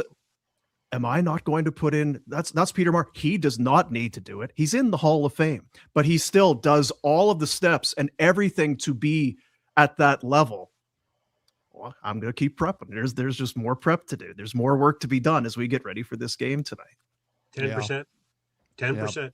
Yeah. If you use 10%, then you prepared enough. It's the one thing I still say that to myself every single day I'm prepping for a show. It's one of about 100 things I learned from that group of Flames Radio, the Peter Maher, Mike Rogers, Rob Kerr group, which was the group when I first started working myself. That one I'll take with me for however long the career lasts for. Is if you've used 10%, you've done enough, right? Yeah. I don't remember it specifically, but I just remember when I first got to Calgary. And at this, I'd have been 30, like I was a grown man with kids. And I do remember I wanted to watch the man call the game. Because sometimes we're on the other side and you can kind of see him over there, but just to kind of, without him knowing, just to watch him work and see the papers and just everything. It was like like I said earlier, like a conductor. It was just, there was the flow. Now we let it breathe. Now we talk, we go to break that whole thing. I just loved watching him watching the best do it. Right. A Hall of Famer do his craft. Yep. It was special. And you guys were riding shotgun, you two. Yeah. Yeah. I mean, and I don't know about you, Pat, but he had specific ways like he wanted things done, like the scoreboards and the intermittent and during the play. I'll never forget the first time we ever worked together was a live show at West Side Arena for professional skate, and we were there on a Sunday afternoon, August 2003. I remember Oleg Saprikin came by, and I remember we talked to Jerome over the phone. It was a great show. We talked hockey. It was cool. I got to work with Peter Maher, and we were walking out in the parking lot. And thanks, Pete. This was great. Rob, it was fun. Can't wait for the season to begin. I'll see you in a couple of weeks. No problem, Pete. Thanks for everything. Turned and he goes, "Oh, Rob, by the way." "Yeah, what's that, Pete?" He goes, "So when I throw to you during the period for the scoreboard, don't say my name and don't say anything afterwards. Just read the scores. I'll pick it up from there." "Okay, Pete." And that was right.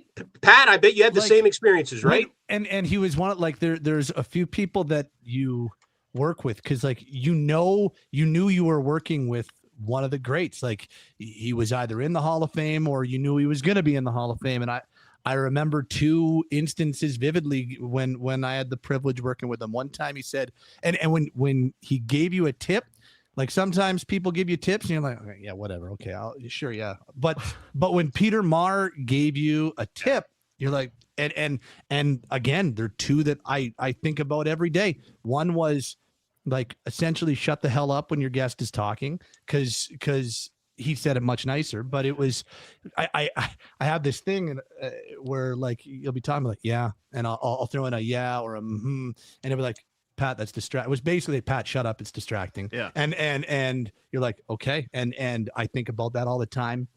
And the other one of my favorite Peter Maherisms was, he goes, "Pat, when you're hosting the games, you use the term Calgary Flames too much. And like, we know what city we're in. Like everybody knows, just say the Flames. Like you can say the Calgary Flames every once in a while, but say the Flames. Like we know we're in the city. The Flames are a part of the fabric of the city. So just say the team name and you don't have to say Calgary Flames. It sounds way more conversational." And when that guy gave you a tip, you listened and you took it to heart. And so I know exactly what you're talking about, Robbie. He taught me a word. I was well into this. I don't even know if I'm still in the business or this career. I don't know what I'm doing anyway. But as I remember, and Peter Maher, it would have been one of our Maher in the mornings or whatever it was, and he was talking about something. And it's the analogy, the example would be something good has happened, and that augurs well for the team or for the player moving forward. It what? So you don't. It's augurs. Gonna have to Google that a little bit later and figure out. Okay, yes. So it very good. That was one of my favorite, and we'd get one every maybe once a week. Something would augur well for that player or for the team, and I knew that was a Peter-ism. Do you guys remember? I think the statute of limitations has run out, so I think I'm safe with this one. You remember Mike Keenan's last year? If you listen to the do you remember Mike Keenan's last year? Yeah. If you listen to the post-game show, if we could grab all those tapes and everything, about halfway through, something happened on a road trip in St. Louis. And when Mike and Pete came back, those two in the post-game would always say, "Well, Mike, all they need is focus. Focus." Now, nobody could see them doing this, but Pete and Mike were in the Hot Stove Lounge doing this. And so clearly Keenan had done something and said it that way. And those two were cutting each other. Do you guys remember? Like they were fame. There was times where that would go on. And I'll never forget, because you were the only guy with a set of balls to call for Keenan to be fired. Boom. I remember that. And I just remember that, in those post-game shows, Pete and Mike would be, they got to be focused. They got to be focused. And nobody could see them doing the hand gestures. And they would just they'd piss themselves laughing. Yeah. What was the other one? Remember Pete's favorite player was Andre Zuzin, and that was that was a thing. Yes, and, it was like, and there was like no rhyme or reason to it, but like it would always be the inside joke with Mike and Pete. Is Andre Zuzin, that's my guy. Well, and then of course this is what I've told Rhett, the catalyst. Mark Savard. That's right. He was the catalyst. And I forget how that came to be, but he and Rogers, they would have those things, those inside jokes. Well, Pete, he is really the catalyst for this off. That's right, Mike. But they really miss a catalyst of his nature.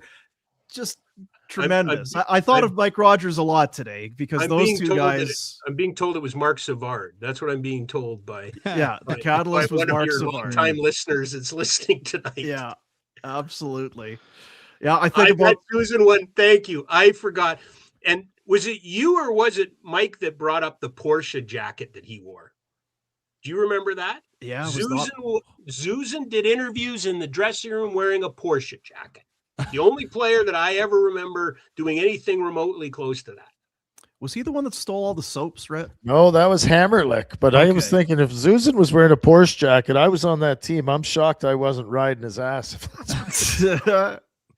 Yeah, it was one of those red satin Porsche jackets.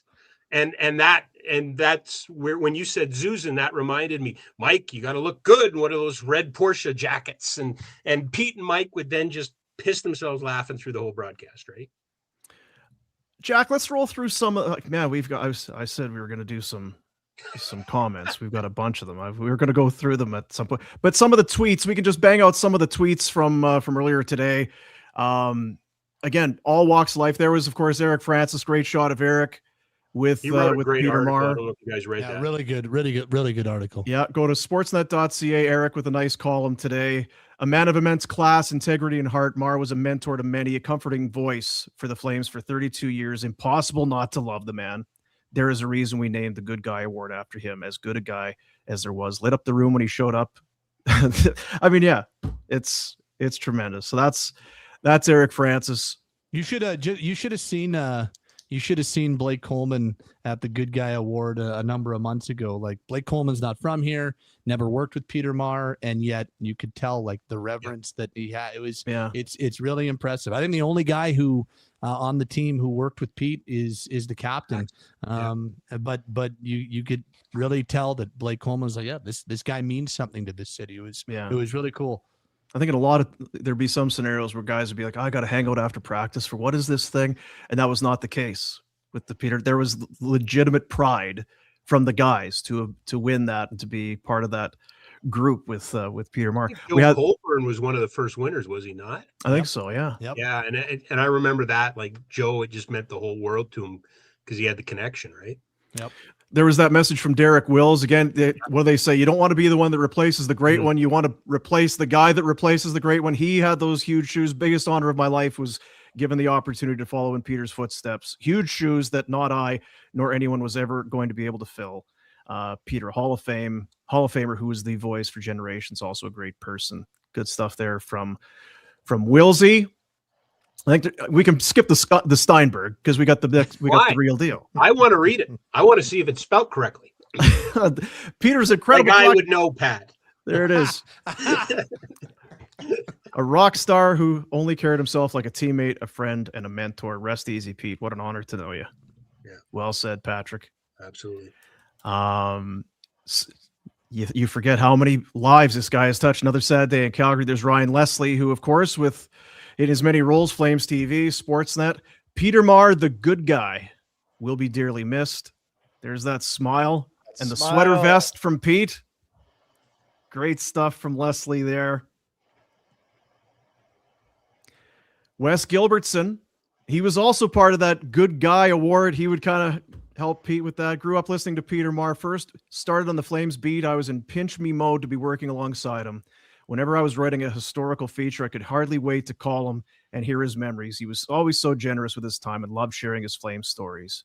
I hope he realized that for so many of us, he was part of those Flames stories. Hall of Fame broadcaster. Rest in peace from Wes Gilbertson. Wes and I and Pete went for seafood in Boston one time, and it was just one of those great. Pete told stories, the East Coast stories, the whole 9 yards. Wes just hung off every word. He's genuine about what he's saying for sure. Yeah, good stuff. There's Glenn Campbell, longtime TV broadcaster and another legend. Sad to hear about the passing of Peter Maher, a legend on the mic, one of the nicest guys you'd ever want to meet. May there be many babies up in heaven. Rest easy, my friend. Great guy. Love Glenn Campbell. Me too. Yeah. Super guy. Eric Duhatschek, gutted by the news of Peter Maher's passing. It hits like a death in the family. We traveled together for 19 years, covering the Flames on the road. One of the great broadcasting voices of his generation and wonderful human being. Rest in peace, old friend. We talked about Duha, how there was the time when road games weren't on TV. Yeah. And they would be doing intermissions. Duhatschek's like, they're smoking in the control room. We've ordered in buckets of chicken. We're kind of listening to Peter call the game, and then in the intermission. So what'd you think of the second? Oh, they got to move their feet. They got to get pucks in deep. They really got to get on the ball. They got you're not watching the game. You're half listening, half not. And they were doing that for years. Yeah. Eric Duhatschek, also part of the Hall of Fame guy there. Jack Michaels, again, the bitter rival, play-by-play voice for the Oilers, an absolute legend as a broadcaster and a kind man who always went out of his way to make newcomers feel part of the league from the beginning. Proud to call him a friend. I'll miss him. Nice stuff there. Yeah, I remember that. I remember, Pete was a little off at the beginning with Jack because Jack was American. And oh, really? Yeah. Yeah.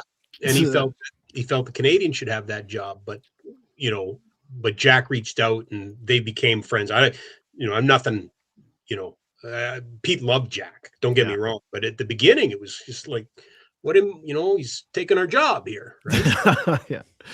Good guy, Jack Michaels. Did you, I don't know if did you guys tell I keep reading the tweets and then I'll tell the Gretzky story. I'll tell the Gretzky story later. Yeah, we kind of did. Rob you told Rob, you told the Gretzky story? Okay. Then Yeah. Pete actually told me that story again here not that long ago, just because we were talking, and it meant the world to him. Like, that meant the world to him, right? Yeah. We'd have his credibility called into question, yeah. And then to have the greatest hockey player ever to stand up for him. Yeah, it meant the world. Yeah, not a bad guy to come to your defense. It's just a I don't know, it's one of those stories that really drives home how much he was respected, right? But I could tell you a different story about the Oilers and Peter Maher. In 2006, I don't remember a plucky team out of Carolina winning a Stanley Cup over a vaunted, unbeatable juggernaut led by Colin McDavid or something. But anyway, doesn't matter. Cam Ward played on that team. He did, right? Yeah. Wardy. Yeah. Were you allowed to talk to him on? No, I was not allowed to talk to him. Did something happen there? Well, somebody decided it'd be a lot of fun as if we referred to ourselves as the home of the Carolina Hurricanes. And so this is a good idea. You remember that? Yeah. Oh, yeah. And we actually got banners or pennies or whatever, and put them up. And we were the home of the Carolina Hurricanes. Mar goes down there for preseason. Same donkey goes up to him and goes, "We're not going to talk to you. Why not?" "Well, you were the home of the Carolina Hurricanes." "What are you talking about?" Yeah. So Peter's calling me and Kelly and going, "What am I supposed to do here?" Because I don't even think he knew we did it. Like, it was one of those, it was a bit more than anything. And Pete was taking the brunt of it. It eventually got worked out. But yeah, Pete, it turned out a couple times Pete ended up paying some price for some of the shenanigans. Yeah, the meat shield for the dummies back in studio. You remember Gola? Oh, yeah, of course I do. Yeah, it's not about me. It's about Peter. Yeah, and then Pete's like, "What is this song about? Why are they talking?" Yeah, what happened here? It's okay. I'm sorry, Pete. Just know that I'm sorry, Peter. I'm very sorry. Yeah, we saw there. Yeah. Saw Craig Button, again, former Flames general manager, now, of course, big part of TSN. Legend on the microphone, even more legendary as a person. Condolences and sympathies to Peter's family and loved ones and many friends in the hockey world. We'll roll through what we've got here, but it's endless. There were so many online today. There's Chris Cuthbert, in his own right, one of the greatest of all time. The Peter Maher Award says it all: sincerity, integrity, dedication, and respect. Peter was that, along with a passionate, high-energy Hall of Fame call. Condolences to all who were impacted by Peter in the Calgary sports community. Great guy. Called the golden goal alongside Cuthbert. That's right. In 2010, right? The radio call from Peter Yeah. The TV call from Chris. Was Cheech Pete's color analyst in that? He was. Yeah. Cheech and Howard Berger was the host. Yeah. I was going to play, but I don't Howard know. Berger. Yeah. You're talking about Howard Berger that's the guy working at the funeral home now, right? I don't know. So that's from CC. John Shannon, long time with Hockey Night in Canada, of course, then Sportsnet. Peter Maher became a mainstay in Calgary as the voice of the Flames in the second year of the franchise, followed a stint in Toronto as the Leafs radio voice. Shocked to hear of his passing today. As much a part of the Flames as any coach or player. A former recipient of the Foster Hewitt Award, Peter's famous "Yeah, baby" became his calling card with every Flames victory. Born a Maritimer, died an Albertan, Canadian through and through. One more "Yeah, baby" for Peter. Great stuff there from John Shannon. And that's kind of where we sit. We could go. I don't know what to do. I don't want to keep you guys all night. I said we put some messages on. Do you want to go through some, Jack? We can again, if you need to go, please go. If but you want me to go? No, I don't. I just it was one of those things. Well, because you're looking at me like I have a reputation of not wanting to do things forever. But Rhett was kind of the guiding light, because has there been anything said? Has the team said anything? Has the family said anything? Well, we got to do something. And it was just this afternoon, and I guess I said at the outset, if 960 were still here, you'd defer to them, because that would be Peter's home. But if we can't let that keep. There needs to be something for Pete. It just felt like, But I said it a couple of hours ago. I just want to reiterate. Hello to his family who are watching tonight, and quite honestly are laughing and having a couple of pops because they know Pete would be having a couple of pops. I have been told that he would like to. I was wrong. That he would like to actually have been part of the show. Yeah. Before, I think I said he would have hated the show. I'm wrong. Apparently, he would have liked to have been on it. Wow. So they're watching, and we know so many people that you guys you're doing incredible work, Boom. Like, this is, Pat would have been doing this 6 weeks ago. Like, I was going to ask, what show are you prepping for? Which one is? People are in the comments wanting to know if you're taking calls when we're done. Just so you know. Just give your cell phone out, Pat. Just do it one at a time. What happened to 960? I don't know. Yeah, it's been a tough. I'm just on holiday. What are you talking about? Tough month. How was? I can. Yeah, I'll roll through some here. This is from Brosevsky. I remember I used to record Peter's radio broadcast on my cassette tape, record the Flames game on VHS, and then sync up the audio because Pete was leagues above whoever was calling the Flames games. There'd be a lot of people. They'd find a way, press in the later years when you could take your PVR and kind of press pause or whatever, and then sync it up so they could hear Peter. Do you not have a story about that? Working the board one time and answering angry phone calls from people because they couldn't sync up the game. Yeah, and I was like, "What do you want me to do about it?" They were mad at Pat because they couldn't sync up the game. I'm sorry. I'm just here telling him when he's coming back from break. I don't know what I can do for you. As much a legend and a goat that he was even better a human being. Broken heart, tears in my eyes, deepest condolences to the Maher family. We all love you, Peter. Rest in peace. Their little dog grew up listening to Peter. Truly appreciate the show. Thank you from Red Deer. Tracy is in. He'll always be the true voice of the Flames. Greatly missed. Rest in peace. Condolences to the Flames and friends. Here's Dan. It's been 22 years, but every time I hear the Detroit elimination call, it gives me goosebumps. With no voice almost. Yeah. $4.99 for the charity. You know what? We'll find a way. Maybe of course, Peter's charity of choice. We'll find out from the family. It's not going to be we'll see how it ends up here. Peter Maher's last radio call being Gaudreau's first game and goal. And today we lose him. It would have been Johnny's 33rd birthday. There was that. It was Johnny's 33rd today. Earlier today. Yep. Yeah, there is that. 33. Yeah. Do you remember being at that draft in Minnesota and Peter Hanlon coming over to you and I and going, "Hey, here's a phone number." Yeah, Pat, sorry, you were there too. Yeah. It came over to the three of us and said, "Hey, here's a number of Jim Montgomery. He coached the kid we just drafted in the USHL." And we're like, "Who?" Johnny Gaudreau. Well, why would we talk to a fourth rounder? Just call him. Like, I'll never forget that. Yeah. Yep. You could tell that they thought they had something special on their hands. Yeah. $13.99. Therefore, Peter Maher from our buddy Star.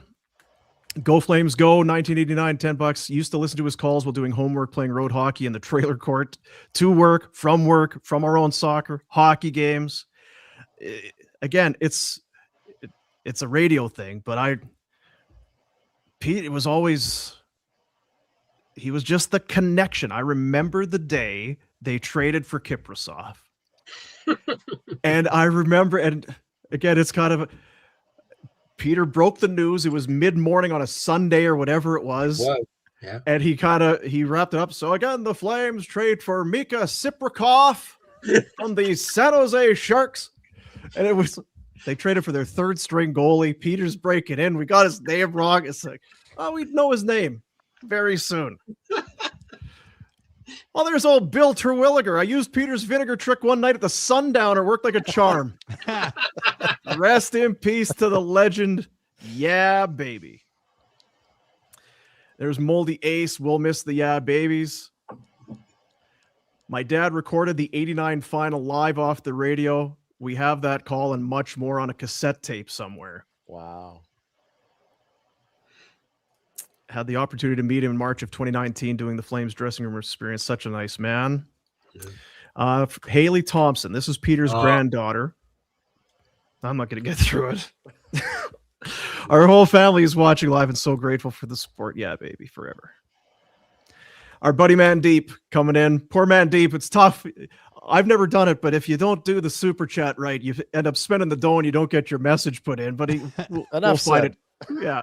There he is. Peter will forever be a legend. He was such a classy man, absolute professional, and the best to do it. We're so lucky and blessed to have him as the voice of the Flames. Statue for Pete. Well, we're putting up a new rink. If we're looking, why not? We'll get one. Lanny gets one and Pete gets one. I'd be fine with that. Andre Zuzin gets one. I met Pete in 2017 for 5 minutes. The nicest, most amazing person. Shook my hand. Loved when I told him. I was yelling, yeah, baby, around my living room after the goal in 04. Love it. Joey, I'm sorry to hear this. Listening to Peter call Flames games is one of my core memories growing up. Even as we watched TV, my mom would turn the volume down on the TV. We'd listen to Peter. Mitch at AAA, I was lucky enough to have his son as a coach. And it was a big thrill when I got to meet the great Peter Maher. He'll be missed. Thank you for all the memories and the legendary yeah, baby. And I'm sure it was an honor to know the coach too. But the Maher family needs to know how much he was loved by all of us. I've listened since he started in YYC and will never forget. God bless you all. That's the other thing. You know, you certainly hope Peter knew. The family knows. They're watching. They have to know. Yeah, I think so. I mean, you know, just back and forth with Jeff this morning. Yeah. You know, they do, but still difficult to process, right? Yeah. I grew up in Golden, would get the radio through the air at night. I'd listen in my bedroom listening to a fuzzy broadcast of Flames games. Peter's voice lives rent-free in my head. Got fridged. Peter did radio ads for my dad's dealership. He took me and my brother on a tour of the Dome, and for a few years even took us to the Flames dressing room after the game to meet a player. Walshy, buddies. Peter will always be the voice of the Flames, simply the voice of my childhood and young adult life. I could see the game by listening to his call, simply the best. I went through all my school years listening to Peter, absolute legend. I'd imitate his calling style during street hockey games. When I played, I'm in my net playing the game in front of me. That happened a lot with the guys. We'd be bullshitting, having beers and telling stories about the games and this and that on the airplane. And you would try and replicate Peter Maher's voice during the play. You couldn't do it, but you would try. Sam, Peter was one of a kind, such a pro, nice guy. Met him at Madison Square Garden. We did a road trip to New York. He saw us, came to say hi. Class act all around. We'll always be able to hear tonight, live from the Saddle Dome. You can put it in the win column and yeah, baby. Rest easy, Peter. It's truly, the way he would start that broadcast tonight, live, it's the National Hockey League. Yep. Peter Maher's play-by-play call, just as good as watching on TV. Description, vividly knew exactly what was happening. That's the other thing. You can do radio, doesn't mean you're doing it well, but to the X's and O's, knowing how to call a game to describe it to someone who's not watching it it's a talent unto itself. Yeah. There's Sean, met Peter once at the Children's Hospital. I'm not sure if it was a scheduled appearance or not, but he was there just talking to anybody who would stop and say hello. Amazing human. Mm-hmm. His positivity infectious. While fans overreact and freak out, he was always calm and rational. That'd be our thing. He would always, if we were doing Maher in the morning or doing the show, geez, Pete, they've lost 5, they've lost 7, they've lost 15 in a row. This is terrible. Oh, but they're due for a bounce now. You know, they got them right where they want them, boys. Pete was the best. Well, you know, but that's 16th one. You don't lose 16 in a row very often. Teams don't do it. What was the losing streak in 89? He'd always bring that one up. 15. Well, remember back in 89, the boys, they lost. And yeah, we remember what happened in 1989, don't we? That's well, that was Pete. The beauty of we remember with Doug being his color guy, Doug Barkley. Yeah, because Doug didn't have that same filter. Doug didn't have that same sense of patience. And I vividly remember driving home from Saskatchewan and listening, because the game was, middle of the night, driving home, and they got just doors blown off, and they go to Doug Barkley for the hardest working Flame. I'm giving it to the trainers. There wasn't a single skater out there that was worth it. So Pete had to work hard with Doug to kind of even it up at times. But right.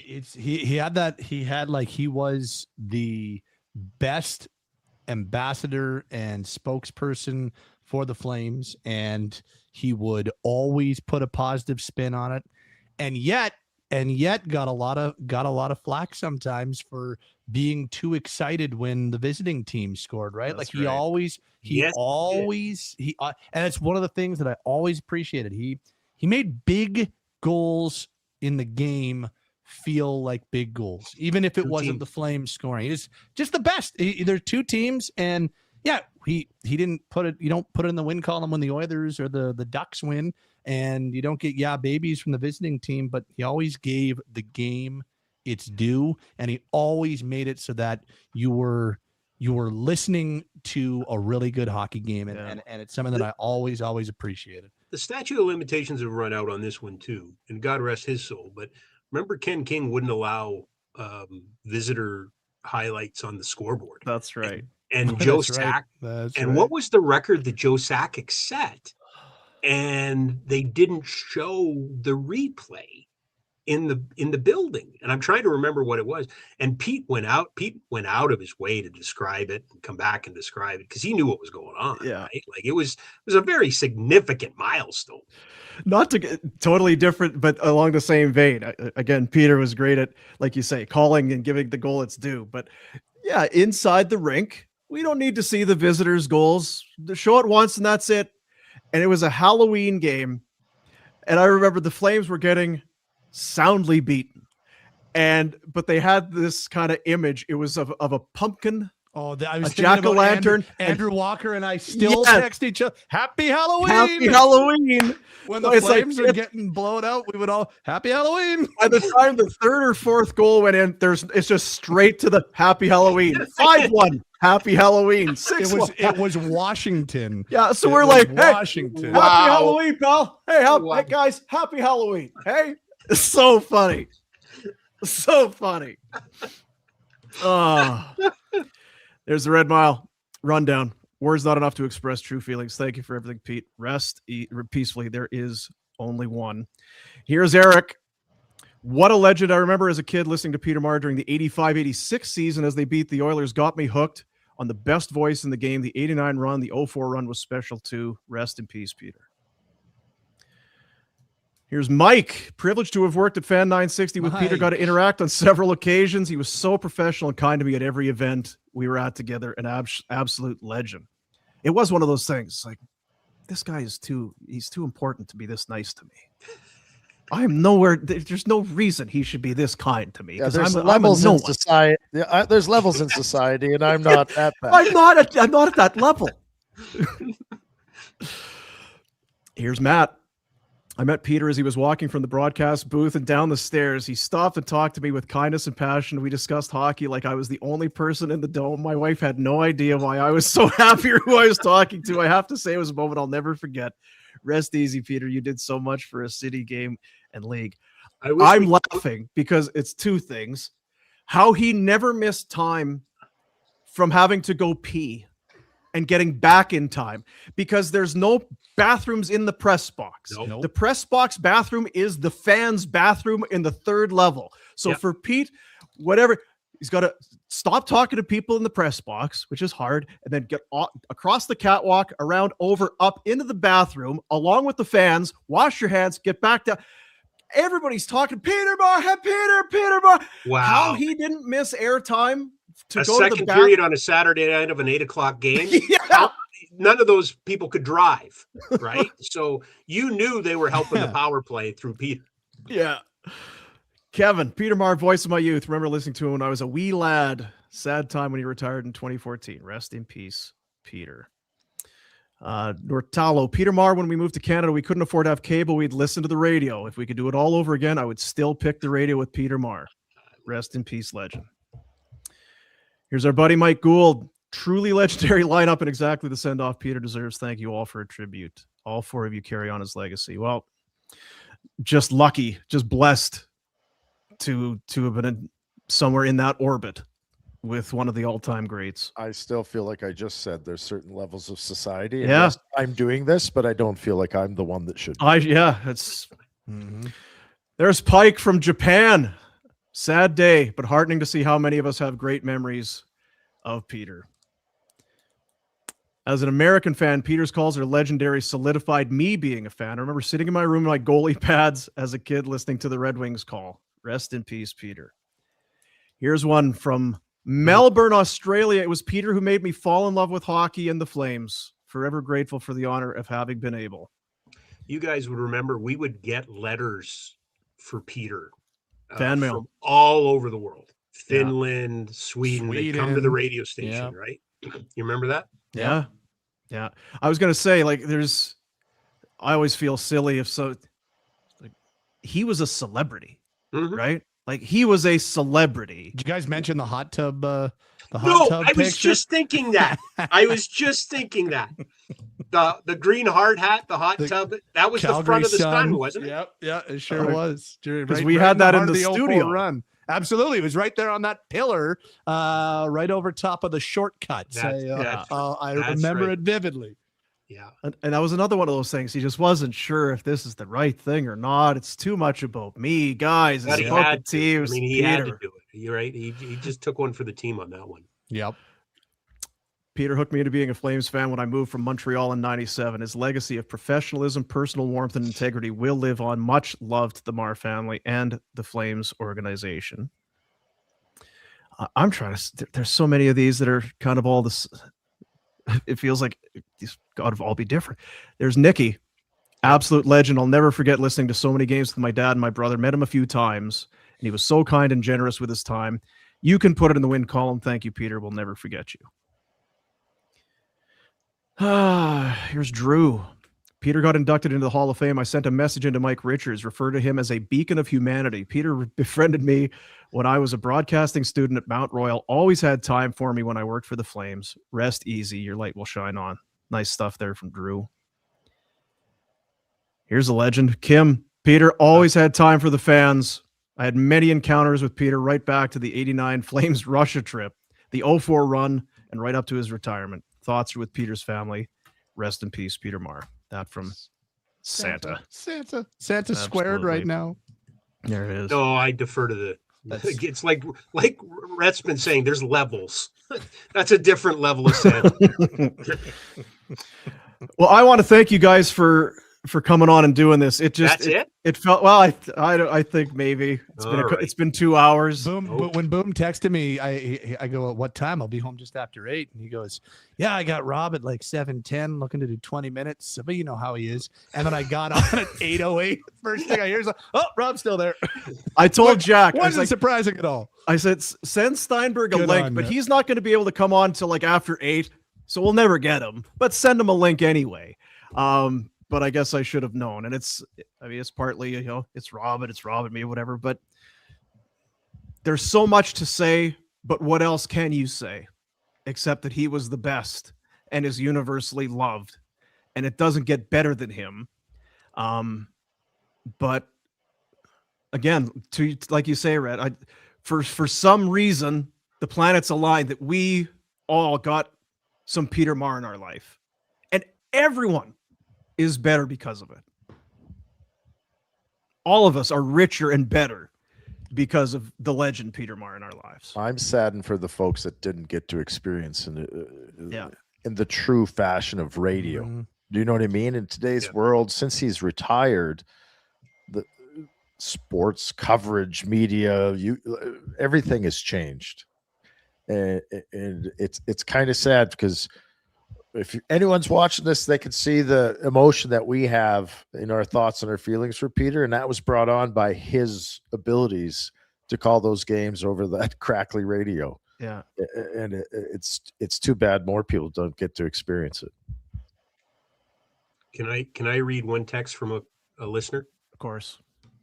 From Jeff Maher. Thanks to all of you for making this shit day a little bit better. Marzy. That a boy, Marzy. Happy to, pal. Before I go, can I just say one thing? And I want to hit this one home because he's a mechanic, he's an artist, he's everything. He's a great broadcaster. But the one thing I don't want people to forget about Peter Maher was he loved this city. And he was a philanthropist. He was the first person to give back. And I think you guys can back me up on this, that, one of the first lessons he taught me was you're so lucky to have this opportunity to do what you do, and you have a responsibility to give back. And Pat, I know the incredible work that you do and the charities that you've served, and the same thing, Boomer and Red. Retro's Bolorama remains to this day one of my favorite charity events of all time. But Peter Maher made that part of us. He made us do those things because that's the responsibility we have to give back to our community. I love doing it. You love doing it. We all love doing it. But that was non-negotiable for Pete. It was about giving back. And, he would often, I'd ask him, geez, I got a request to do this. Well, are you available? Yeah, then you go do it. And that's the one thing I want people to remember about Pete too. Yeah. The greatest. I said it on the other show. I remember because I had heard the voice, lived in Red Deer for a while, short time in Edmonton, and somehow I had not had a visual of Peter Maher. And when I met him for the first time, is like, where is it all coming from? Where is the pipes, the bass, the energy? Where from this kind, smallish gentleman? Columbo. This is the guy who elevates and is roaring through my radio during these games, which is another one of those ones. I need to watch this man work. And there was just nothing else quite like it. I'm willing to let anybody have the last. I don't know what the last word is. If it's a yeah baby or a win column, but not the last word. But thank you. Yeah. Thank you. Thank you, Pat, for making some time. Retro, thank you for being here. Thanks, guys. Thank you for inviting me, boys. And I started listening to Pete. I remember the very first time that I first started listening was on CFR, and it was I was in grade 8, and CFR used to do this cool thing where they did oldies in the daytime and then all sports after about 4:00. And Storm and Norman. I would listen the Hot Stove Lounge and just listening to Pete call games. And I remember, there was the Tyler Moss run of late of the late 90s and some of the Valerie Bure days and like the dark days of the Flames. And yet I just remember Peter always made me feel like the Flames had some of those teams that I listened to in the late 90s, they were straight ass. And yet Pete made me believe that those teams could make the playoffs. And my friends are like, no, dude, the Flames suck. And I'm like, no, I like Peter Maher made you believe that this team was going to, and I remember listening late at night, going to sleep, listening to Pete call play-by-play, and then into the hot stove lounge, and then to work with that man for the 10 years that I had the opportunity to work with him, and to be on the same broadcast as him for 4 or 5 years is truly one of the honors of a lifetime. So thanks for letting me come talk about him, guys. Hey, happy you made it. And as a listener, I do listening to post game. It was always tough when Peter and Mike or whoever, when Peter was done on the post game show and they'd throw the break, I knew that the next dummy was just going to be there by himself taking phone calls. Death. It was hard to listen to that next guy. Once Peter left, that next guy. And they dragged it on forever. Would you shut up and go to bed already? Well, I'll babble my way through this, but for all the players and the alumni that played the game, we absolutely adored you, Peter Maher. We loved you, and it was an honor for you to call our name and give us the honor of talking about the game we all loved. God love you, Pete.